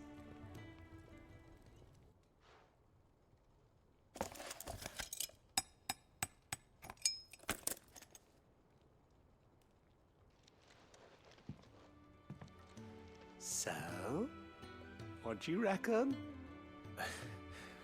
It's actually quite ingenious. Thank you, Owain. Shh, don't mention it. You earned it. And I wanted to get some practice in using that metal anyway. Reckon we'll have all kinds of uses for it around the hideaway. Can't think of any right now, but that's our job, innit? Dreaming up new ways to make life easier around here. Maybe even out there, too. One day, the whole world's gonna know about the inventions you've helped us put together. That bag of yours will be the first of many. You mark my words. They'll hardly believe their eyes, I'm sure.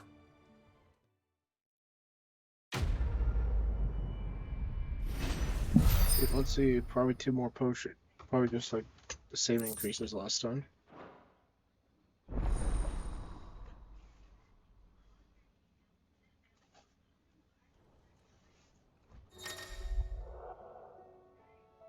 Yeah, that's what I thought.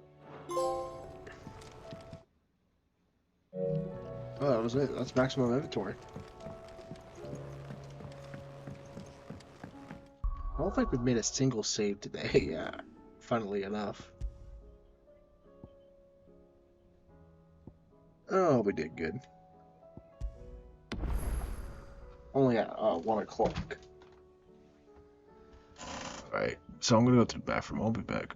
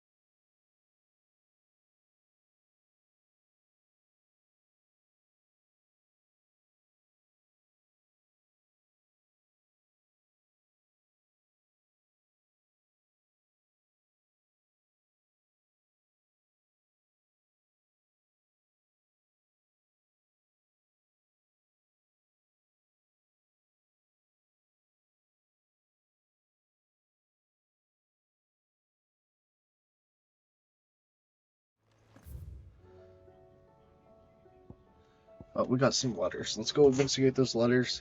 So, she don't need sails or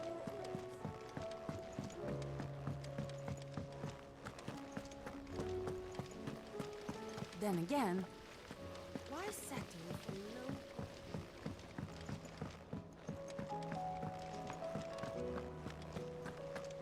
How do you split the sea? You need anything? You just ask. Thanks, Otto.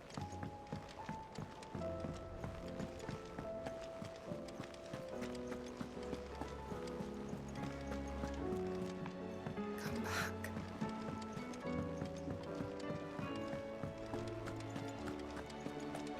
The stew's awful. I will not forget this kindness, my lord. I shall come to these, but as soon as the rebuilding...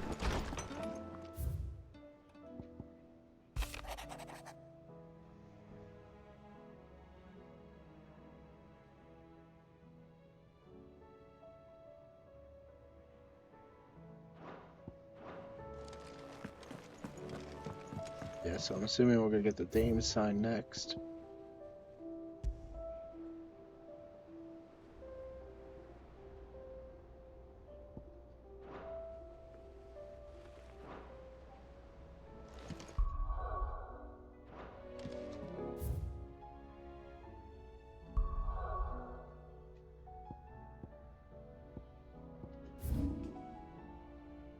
Time to go down south and do all this extra work. Get these last 3 side quests done and then we done for the night.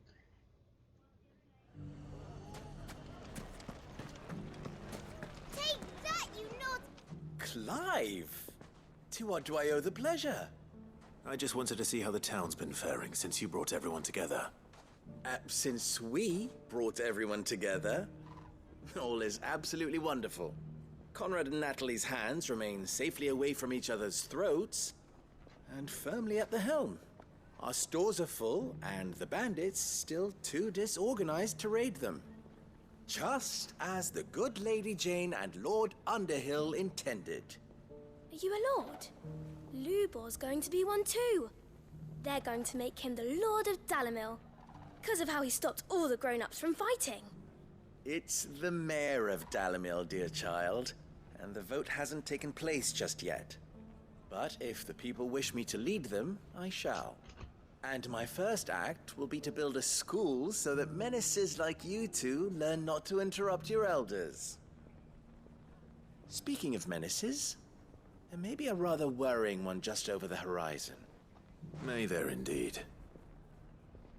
I'm afraid the example Conrad and Natalie set in putting aside their differences and presenting a united front might have caught the bandits' attention. And they might have elected to take a similar approach. They have formed what one could call a League of Outlaws, and they grow more organized by the day. But we'll fight them all off just like last time, no matter how many of them there are. Won't we, Lubor? Of course we will. If we continue to work together, we can overcome any challenge we choose to face. The longer we avoid facing this one, the more difficult it will be. Until the only way to overcome it might be to run for the hills. Our best hope is to nip these efforts at organization in the bud. By finding those ne'er-do-wells who have yet to join the cause, and ensuring that they never do. Perhaps a certain Lord Underhill might be willing to lend us his aid once more? Not my problem. How could I refuse? I won't Thank say you, that. my lord. Victor will fill you in on the particulars. I have him stationed by the desert gate, receiving and collating reports from my scouts. Such an amenable soul. He reminds me of you. I'll go and speak with him.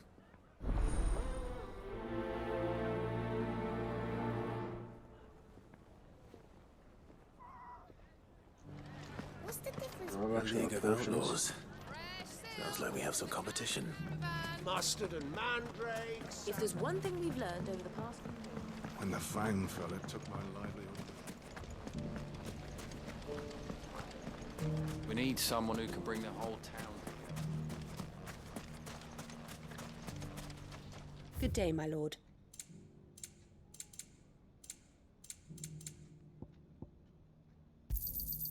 My thanks. An excellent choice.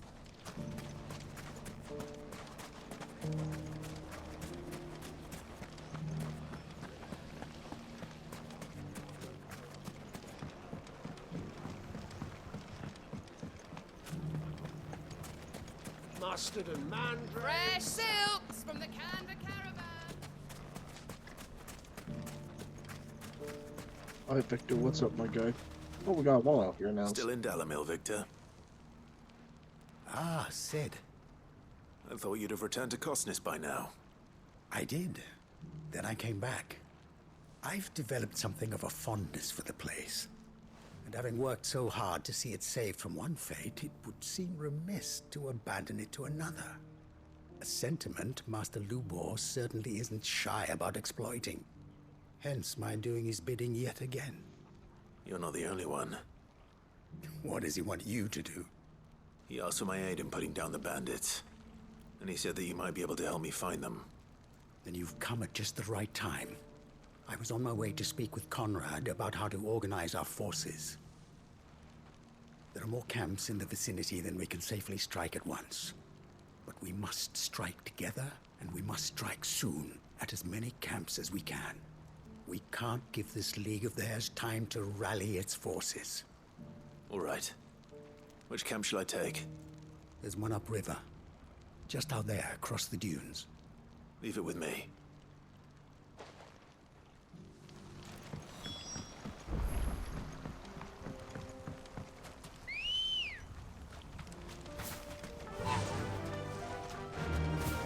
Those ne'er-do-wells want to ban.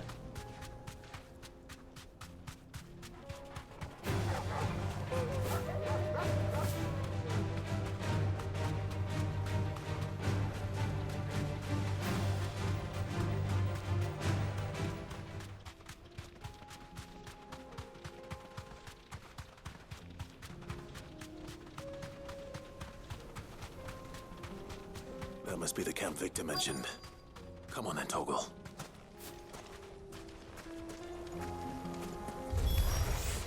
That's him! The one who killed Rock and Fingers! Take his head off!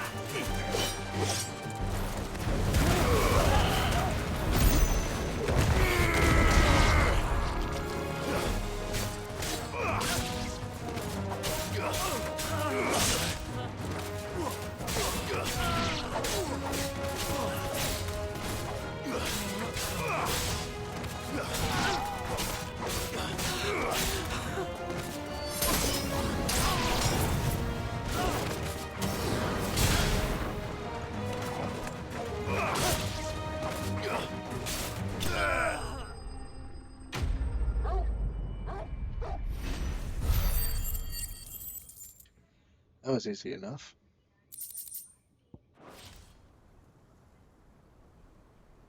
I'd better let Victor know.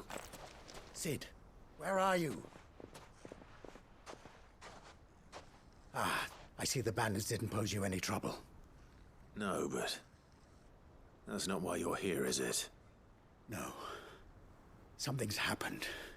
We need you back in Dalamil. What is it? The whole town's in uproar. They're saying that Lubor is a bearer. What? Seems that one of our parties wasn't as thorough as they should have been. They let one of the bandits escape, and his escape route took him right through Dalamil. Some of the children spotted him, and he was about to silence them And when Lubor felled him with a bolt of magic, and without a crystal. But that's not possible. It is, if he's a bearer and has been hiding it all these years, which is what people are saying. If he has, well, I wouldn't blame him. No man is branded by choice. Still, all those people see is a man who's lied to them all his life. One who was made a leader of himself when the world believed he should have been a slave. Fuck. I don't know where we go from here, but I know one thing. Lubor needs all the friends he can get right now. You're right.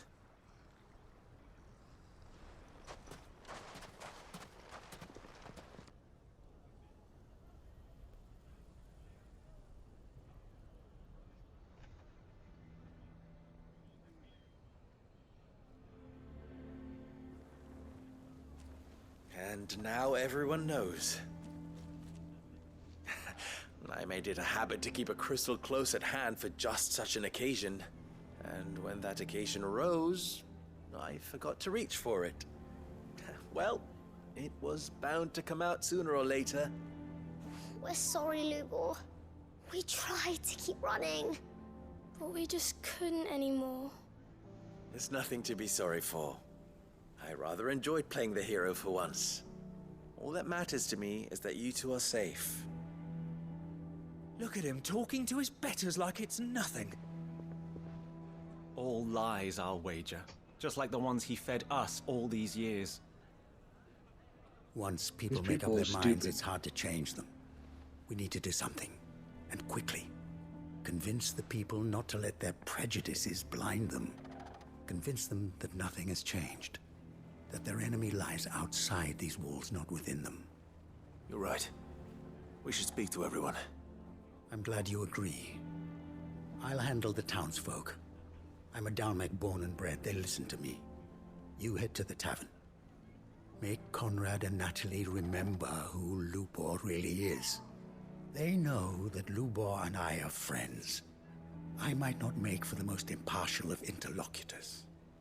Lord Underhill of Randalar's League of Merchants, however, is a trusted and impartial mediator of note. I'll do what I can.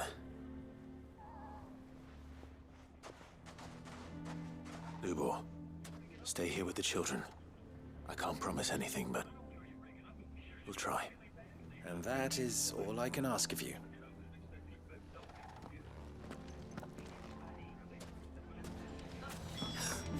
Why are you taking the bearers' side? Why do they always have to make such a... He knew all along that he was playing us for fool. Forgive me for disturbing you, but could I have a moment of your time? I've seen your face before. As have I, Lord Underhill, wasn't it? Of the League of Merchants. That's right. I wanted to speak to you about Lubor. The rumors that he's a bearer. All true, I'm afraid. He'll never be mayor now. Not if I have anything to do with it. But what of his wares? Bearer or no, his steel is highly valued throughout the Republic. In this, at least, he's done the town a service. Might that not earn him a little leniency? Leniency? He pretended to be one of us when he was laughing behind our backs all the while. I'm sorry, my lord, but he lied to us. He lied to you. He cannot be trusted. So what do you propose? Will you drive him from his home? Close his forge? Perhaps. That is a question for the people of Dalimil. And they will thank you not to get involved. Yeah, I just want to punch these guys. The townsfolk have made their minds up. There was nothing I could do. Nor I. Conrad and Natalie refused to consider anything but their own wounded pride. You never know. Once their anger is cooled, they might see things differently. For now, we should report back to Lubor. All right.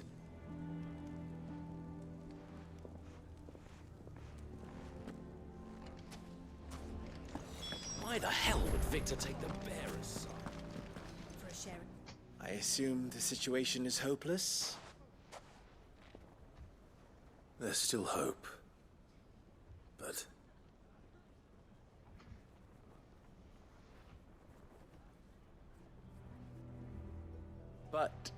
perhaps not in this lifetime, I think it's fair to say. You mustn't think like that, Lubor.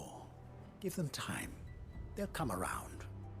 We'll talk some sense into them in the end, you'll see. No, you won't. And your efforts would be better spent elsewhere. But Lubor... Rosina would often tell me that steel does not lie, that a blade is a reflection of the smith who forged it. To yourself be true, that was her point. Rather an ironic one when you consider that her life was taken with a blade of her own making. But I do not doubt that she was always true to herself and what she believed in, right to the end. And so must I be. I must do what I know to be right, no matter what others might think of me. And now, I know what that is. I must embrace my new role of villain so that the people of Dalimil have something to unite against. For only united can they hope to stand against the threat that awaits them. I'll need to make a suitably dramatic exit, of course. Don't go, Lubor. You're the only one who was ever kind to us.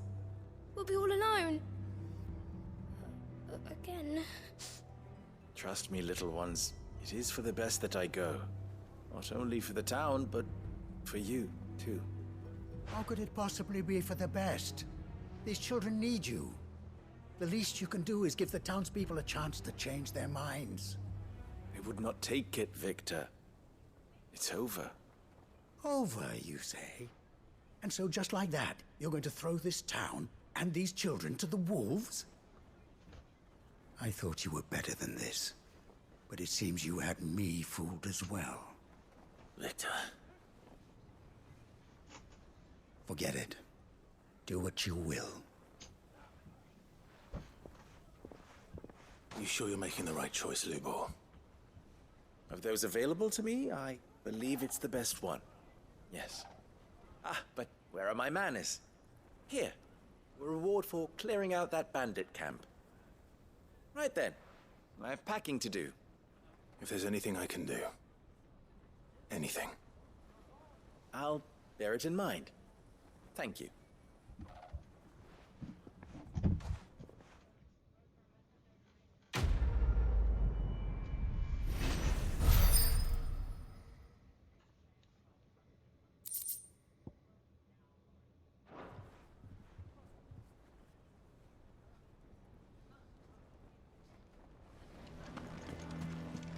You're going to try and convince me to stay, save your breath. I will not put those children at risk. Why is everyone being mean to Lubor? He didn't do anything wrong. I'm going to go with him. Yeah, that's just depressing.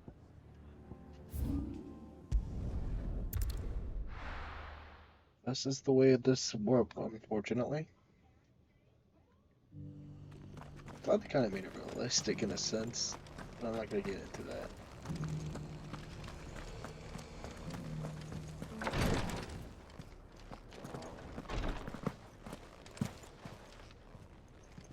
Lord Rosfield, is there aught the Undying might assist you with this day? Perhaps.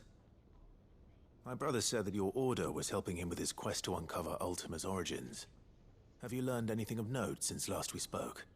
Little and less, I regret to report. I see. Be assured, however, that we will not rest until the truth is known. Even now, our archaeologians scour ruins in every corner of the realm for traces of Ultima's touch. Fallen ruins, I take it. Dating back as far as Phoenix Gate. Indeed.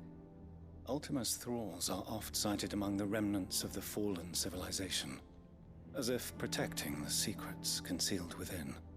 Secrets we'd see unearthed. Should our methods be of interest, my lord, mayhap it would please you to observe some of our number at work. Would that be possible? Of course. A survey is being conducted not far from here. Perchance you are familiar with Kretov, a small hamlet built around a fallen airship. I was due to visit my colleagues there to collect their preliminary findings, but if you would consent to do so in my stead, I'm sure that they would be honored to relate any discoveries they have made to you directly.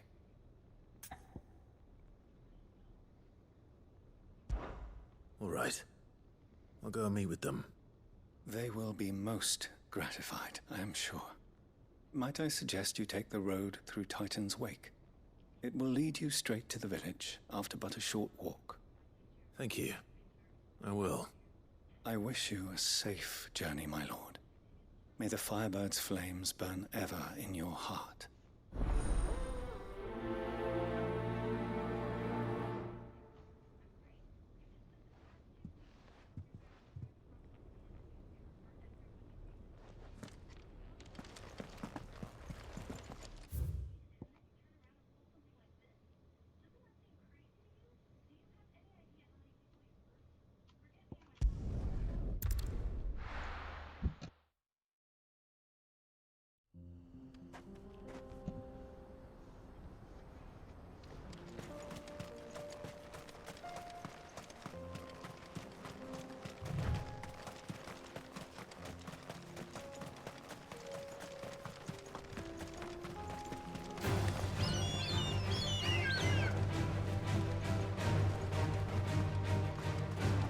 Recording project just going by.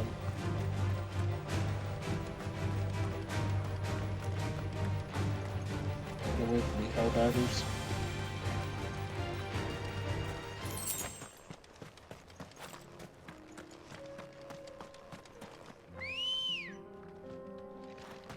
Come on. Faster! This will be easy. I never fell out walls at this point. Let's pour use one.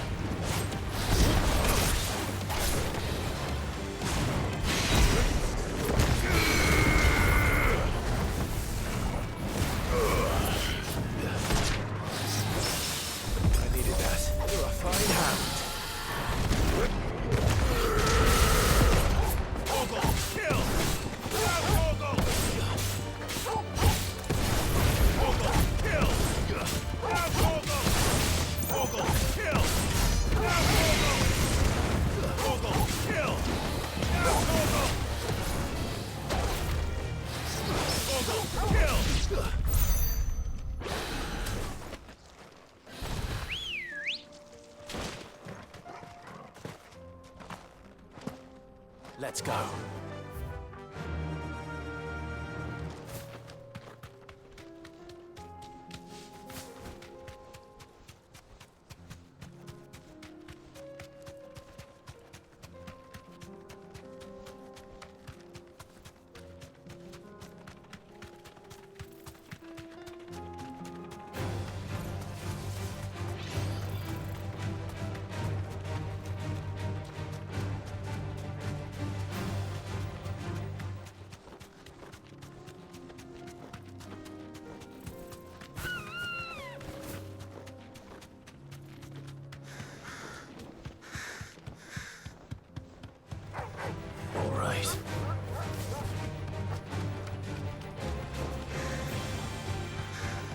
Sure, I've got a classic Max before.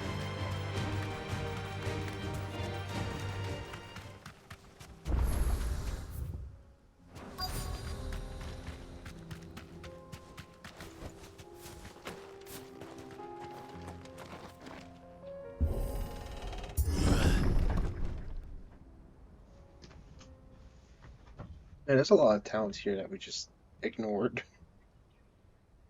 Uh-oh.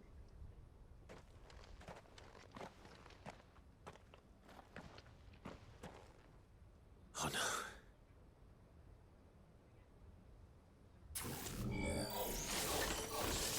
You'll pay for this.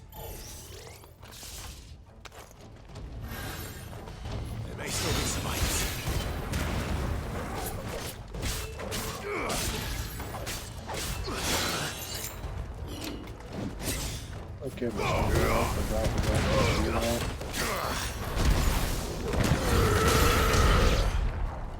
Stay down!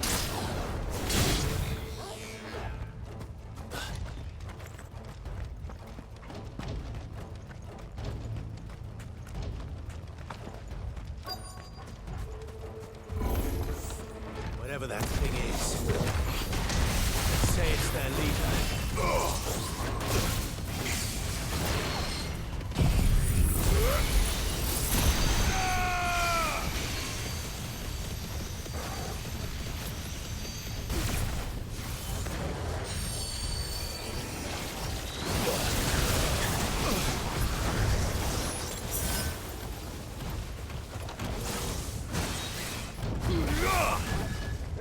I always suck when it comes to these guys for whatever reason.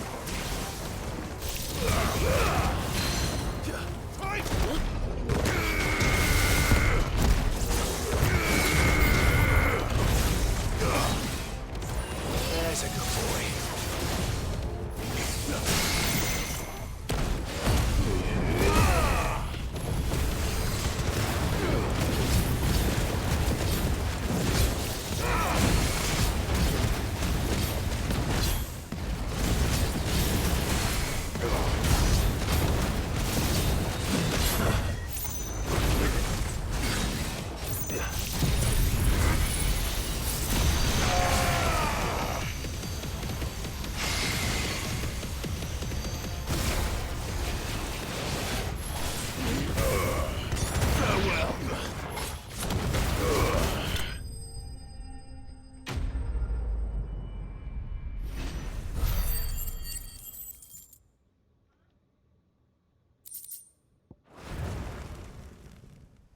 Should have stayed in the past.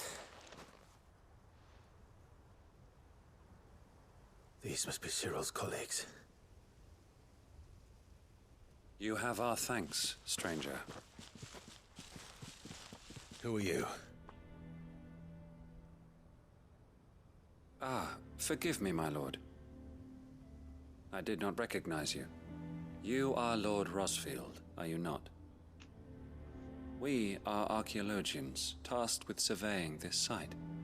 When the echoes appeared, our brothers here occupied their attentions.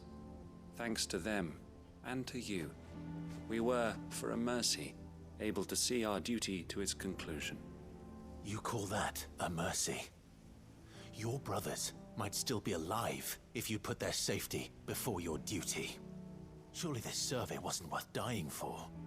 We are charged with uncovering Ultima's origins, a duty of the highest import, as I'm sure you will agree. And you think your dead brothers would agree with you too? I know they would.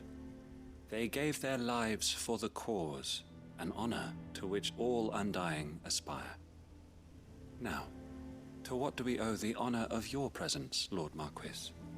Cyril told me of your work here, and I agree to collect your findings in his stead. I see. That is most kind. Pray, take them then, with our humble thanks. May the Firebird's flame burn ever in your heart, as it does in ours.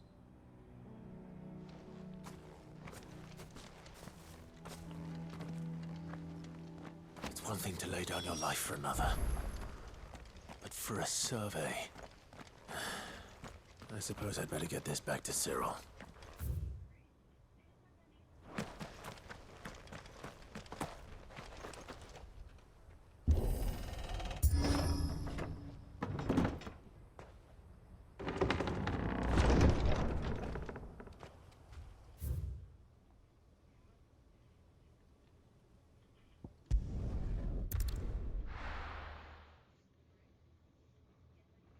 We have spent a lot more time in this desert than I think I ever thought we would, to be honest.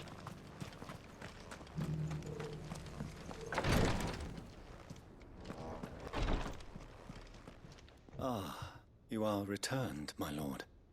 I collected your colleagues' preliminary findings. Here, take them.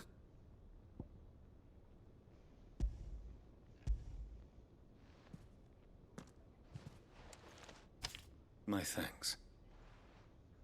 I shall study them, and inform you forthwith if I discover aught that might aid you in your fight against Ultima. Cyril, your survey party suffered several losses in Kretov. Losses which could have been avoided, had the others not chosen to complete their work, instead of saving their friends. Were these your orders? No. This was their choice. Every Undying devotes his life to the service of the Phoenix. It is our sole duty, and should we die in discharging it, so be it. Even when death is avoidable. My lord, I fear that this is not a point over which it would be fruitful to argue.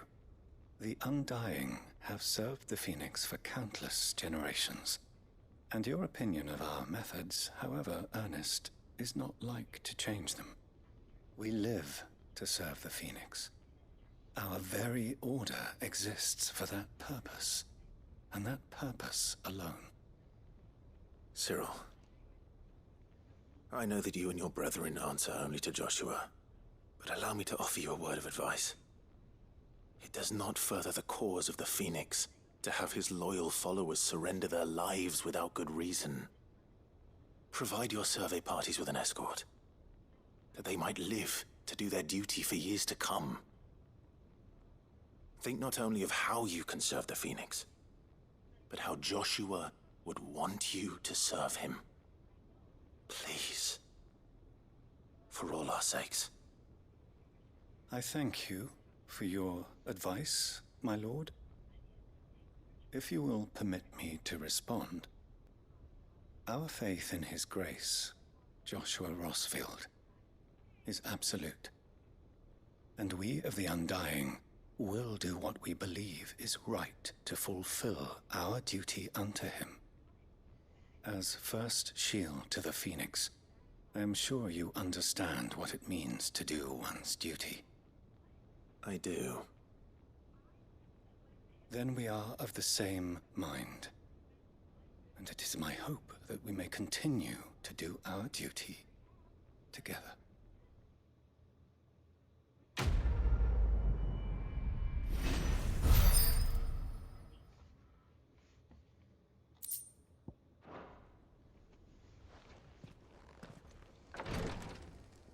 Alright, one more quest.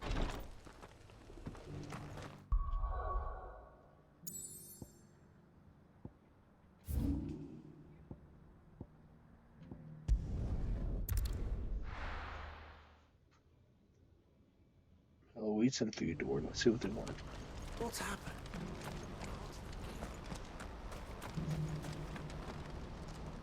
Ah, Clive. You'll be pleased to know that the negotiations are progressing well. That is good news. Yes. Our comrade in Randala has just sent word that the contract should be signed very soon. But I still have much and more to prepare. It's a huge undertaking moving this many bearers at once. You couldn't do me a quick favor, could you? What is it this time? More wild beasts? Nothing like that. I just need you to go over to the caravans and ask El how long we have until the bearers arrive. Find out exactly how much faster I need to get all these supplies moved. All right. I'll go and ask. Thanks, Clive. I owe you one. This is not that simple. I've learned. This is gonna send me on a whole other adventure.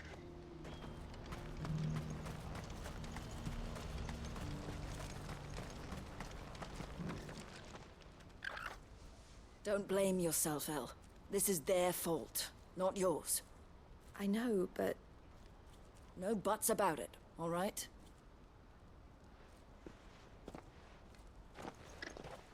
Is something wrong? Vonnie came to give me a message from our intermediary. The talks with the Republican army have fallen through. They've reached an agreement with the Silver Peak Consortium instead. Though prices have fallen of late, we deliberately offered above the going rate to try and deter other bidders. But the Consortium offered double what we did, and the army jumped at the chance. And you had no opportunity to make a counteroffer? None at all. And we were so close. El? What's happened? I saw Vonnie leaving. She didn't look happy. And with good reason.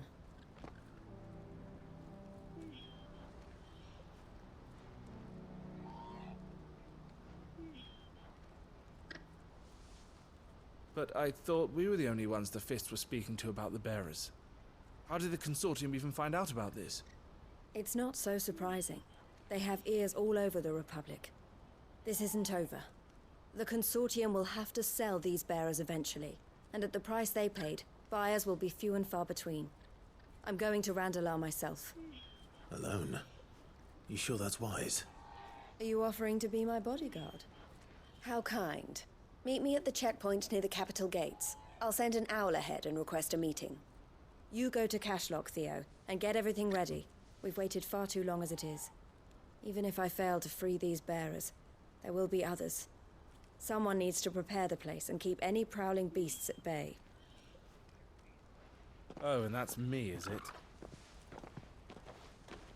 Well, it looks like I'm following orders till she gets back from meeting the Silver Peak Consortium, who've been doing their best to undermine our scheme. She'll never join them after this, surely. No, she said it herself. She still has plans for Cashlock, even if this one falls through. She means to stay with us, then. I can't say I'm not happy to hear it, but... is this what she really wants? You have to trust her. You're right. It's what she wants now. And if Elle's off fighting for the cause, I should do my part too. So I bid you farewell and safe travels, my friend. I'll gather my men and leave for Cashlock. We'll make sure the place is well stocked and defended. You go to Randalar and see if you can stop my sister biting the Consortium's heads off. If she won't consider her prospects, someone has to. I'll do my best.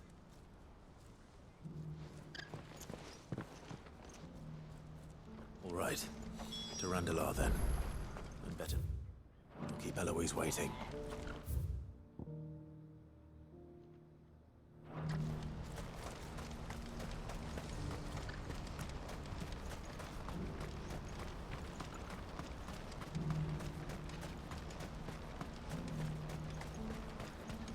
What I wouldn't give for a hot meal. Looks like this is the end of the road for us. When are they gonna let us through?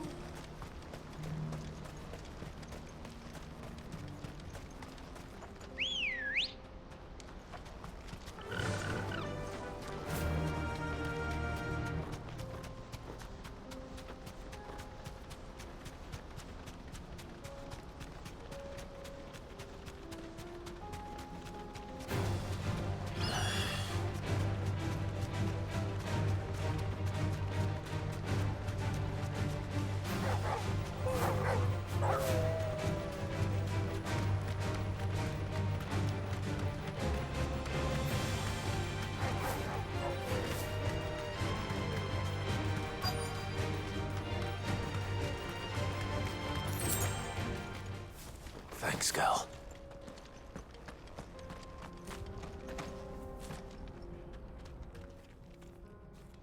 I hope I didn't keep you waiting. Did you arrange to speak with the Consortium? Here they are now. You wish to consult with me? I did. It's about the bearers you recently purchased from the Fist. We had all but finished making arrangements to buy them ourselves. And then you stepped into the fray. You misunderstand. The Consortium had an interest in purchasing them from the very first. It was only our regard for you that kept us from bidding. But your hesitancy in accepting our offer to you suggested that the regard was not mutual. And so we resumed our business. I did not hesitate. I am simply not inclined to make such decisions without first giving them due consideration. But what is done is done. Come then. How much do you want for them? Alas, you are too late yet again. We rarely take on such unconventional merchandise without a purchaser in mind. The bearers belong to him now. Who is your buyer? A trader from across the water. A most demanding fellow, if it's any consolation. He insisted the bearers be fed, dressed, even given their own bunks for the voyage over. That's what you get when you deal with continental types. I wouldn't know. Oh yes, the culture on the continent is quite different to ours.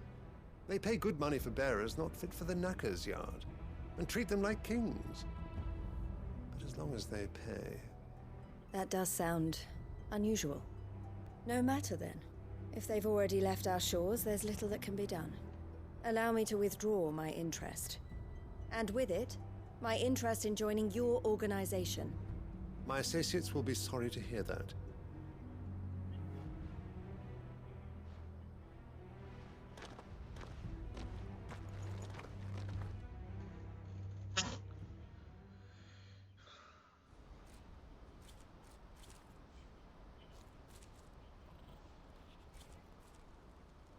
I'm sorry you weren't able to save them. As am I.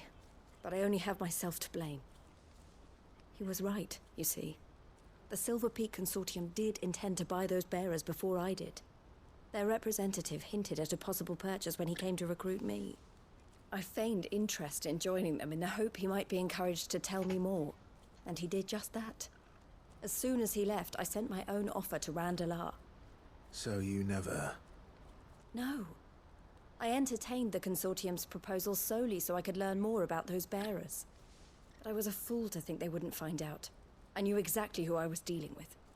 You tried. I did. And if what he said was true, the bearers are to be well treated. Which is something, at least. But they deserved more. I wanted so badly to see them freed. Eloise! Eloise! Word from Cashlock. The village is under attack. A pack of beasts have come down from the mountains, and there's a dragon at its head. Theo and the others are trying to hold them off as best they can, but the odds are against them. They need help, and fast. Theo! I'll go on ahead. Thank you, Clive. I'll gather some men and join you there. Just... make sure he's safe.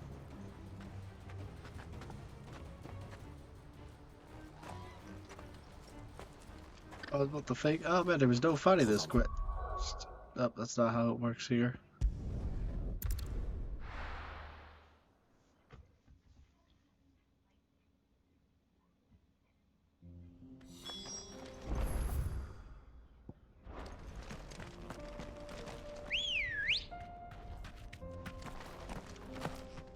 Good girl.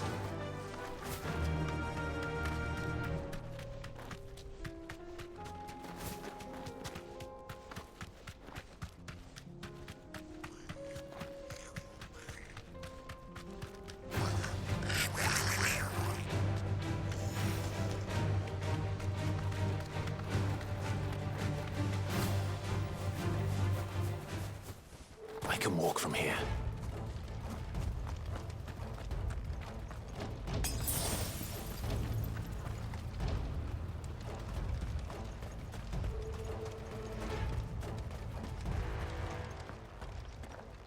Where's Theodore? Upriver! He led the dragon that way to keep it from the village, but the whole area's flooded with ether. We just have to pray he makes it out in one piece. I can do better than that. Torgal, with me. Theodore led the dragon upriver. God's help him.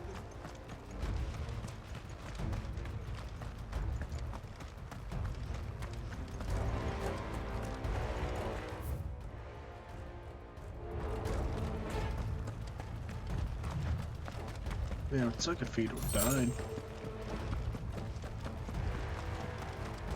We haven't really had a character death since, but allied character death.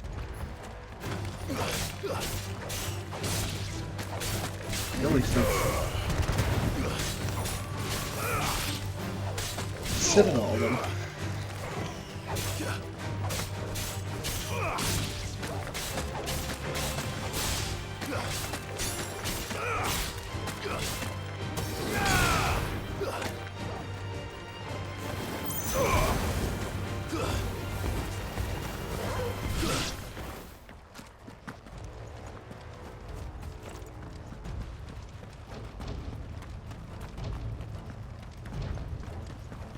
Where are you, Theo?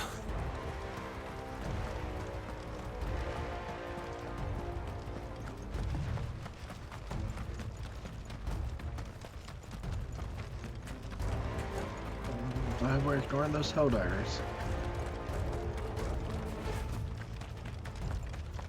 Oh no, Theo better not be a Kashik.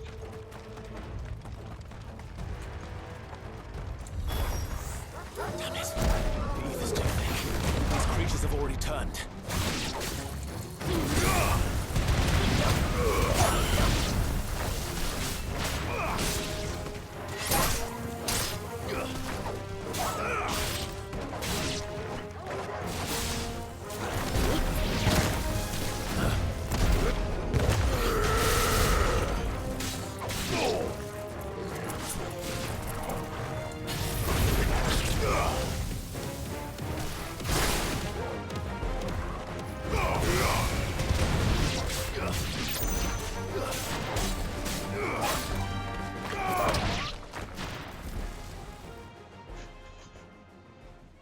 Any more time. I need to find Theodore before that dragon does.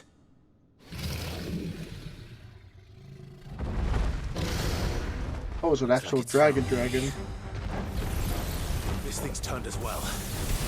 This isn't going to be easy.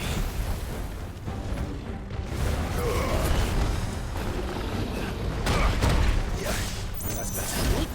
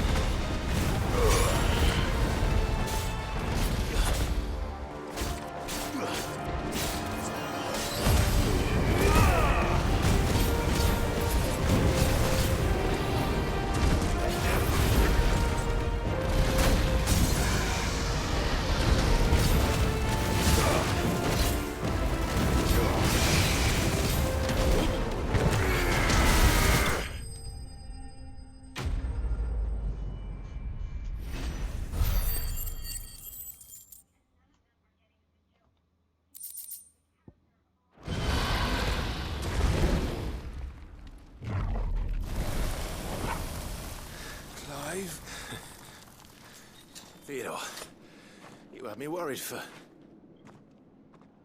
Oh no. you out of here.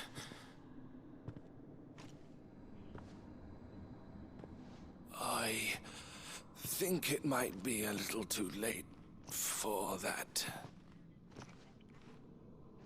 Bearer or no, there's only so much ether a man can take, and that Drake just wouldn't let me leave. You have my thanks, Sid, for finishing what I could not. Oh no. For keeping Elle's dream. Theodore!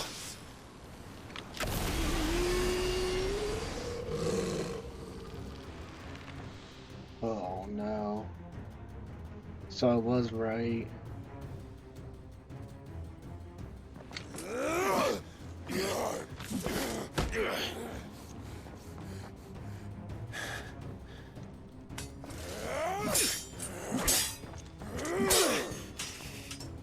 Don't make me do this. Stop it, Theo! Stop! Stay back, Eloise! He's turned. And so will you!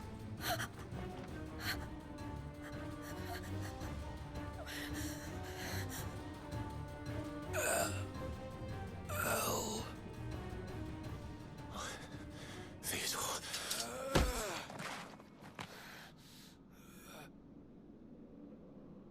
Take care of my sister.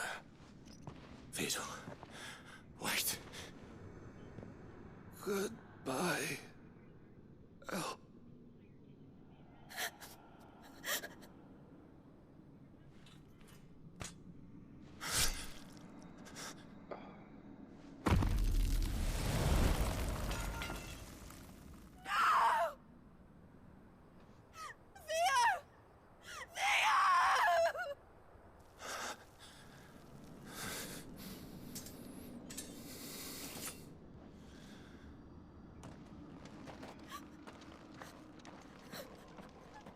It was only a matter of time before tragedy struck. Yeah, it's just a side quest. We haven't had tragedy in a while.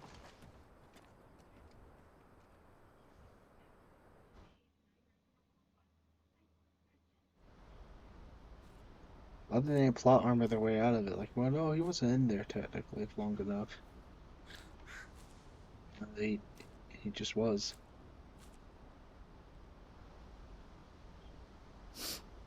Thank you, Clive. I think I'll be all right now. That was true bravery he showed. Leading the dragon away from the village like that. His first instinct was always to protect people. To put others' well-being before his own. And now he's gone. Because I sent him to that place, against his will. It wasn't against his will.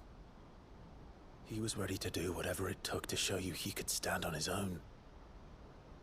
So that you would finally be free to live your own life. To live my own life? He never could come to terms with the choice I made. What exactly happened? You once told me Theo was the first bearer you ever helped.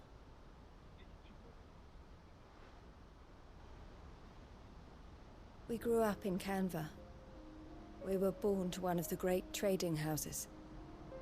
And I was chosen to inherit the family business. I had my father's head for figures, you see. Theo did not. While I studied the art of commerce, he played at soldiers instead. A late bloomer, in more ways than one. For unlike most bearers, it wasn't until his 15th summer that his powers awakened. My parents tried to drive him out of the house and into the care of the constables. But before they could, I took him into mine. Theo told me something else. He clearly admired your devotion to the cause of freeing others like him from slavery. But he said you deserved a better life than this. He wanted to free you from what he called your bonds. just as you freed him from his. I would be lying if I said I had not wondered from time to time how much easier my life might have been if I had allowed Theo to be taken and devoted myself to the family business instead.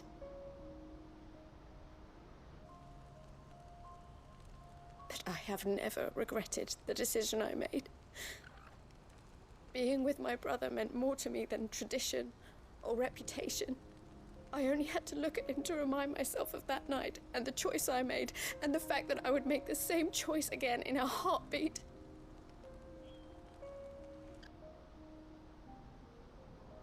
He was never a burden. How could he even think that? If anything, I was the one who weighed him down. You weren't, Eloise. He said it himself, that he had always been grateful to you for saving him, and that he wanted to repay you by letting you live the life you were denied. Neither you nor Theo weighed each other down. You loved one another. You did whatever was necessary to continue living your lives together, and you always would have.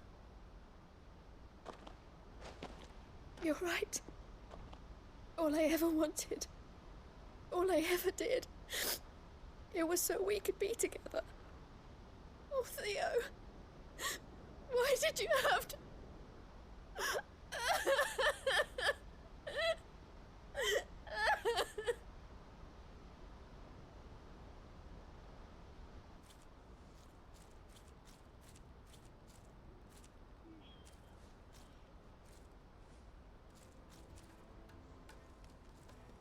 I know Theo wanted me to move on, but I'm staying here at the Crimson Caravans to continue our work. We can make a difference here. We can help people, save them. I need nothing more from life than that. So I'll carry on doing what we do, ensuring that goods, people, bearers get where they need to be, bringing smiles to people's faces just like we always have, and to Theo's. Wherever he is. This is the life I have chosen. The life I will always choose. I've made a choice of my own, to continue helping you however I can. Whenever you need it. Thank you, Clive. Let's go on together then. For Theodore. We're gonna get a sign because it's focusing on the sign.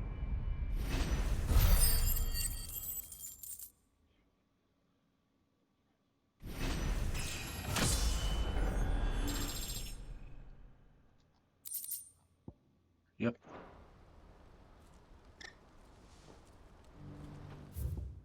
The Crimson Caravans is my family business now, and I would not exchange it for the world. I brought Theo here to be safe, and I have never looked back since.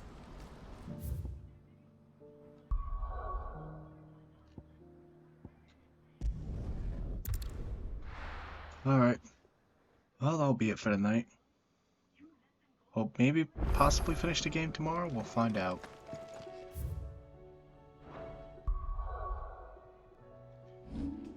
Just, save.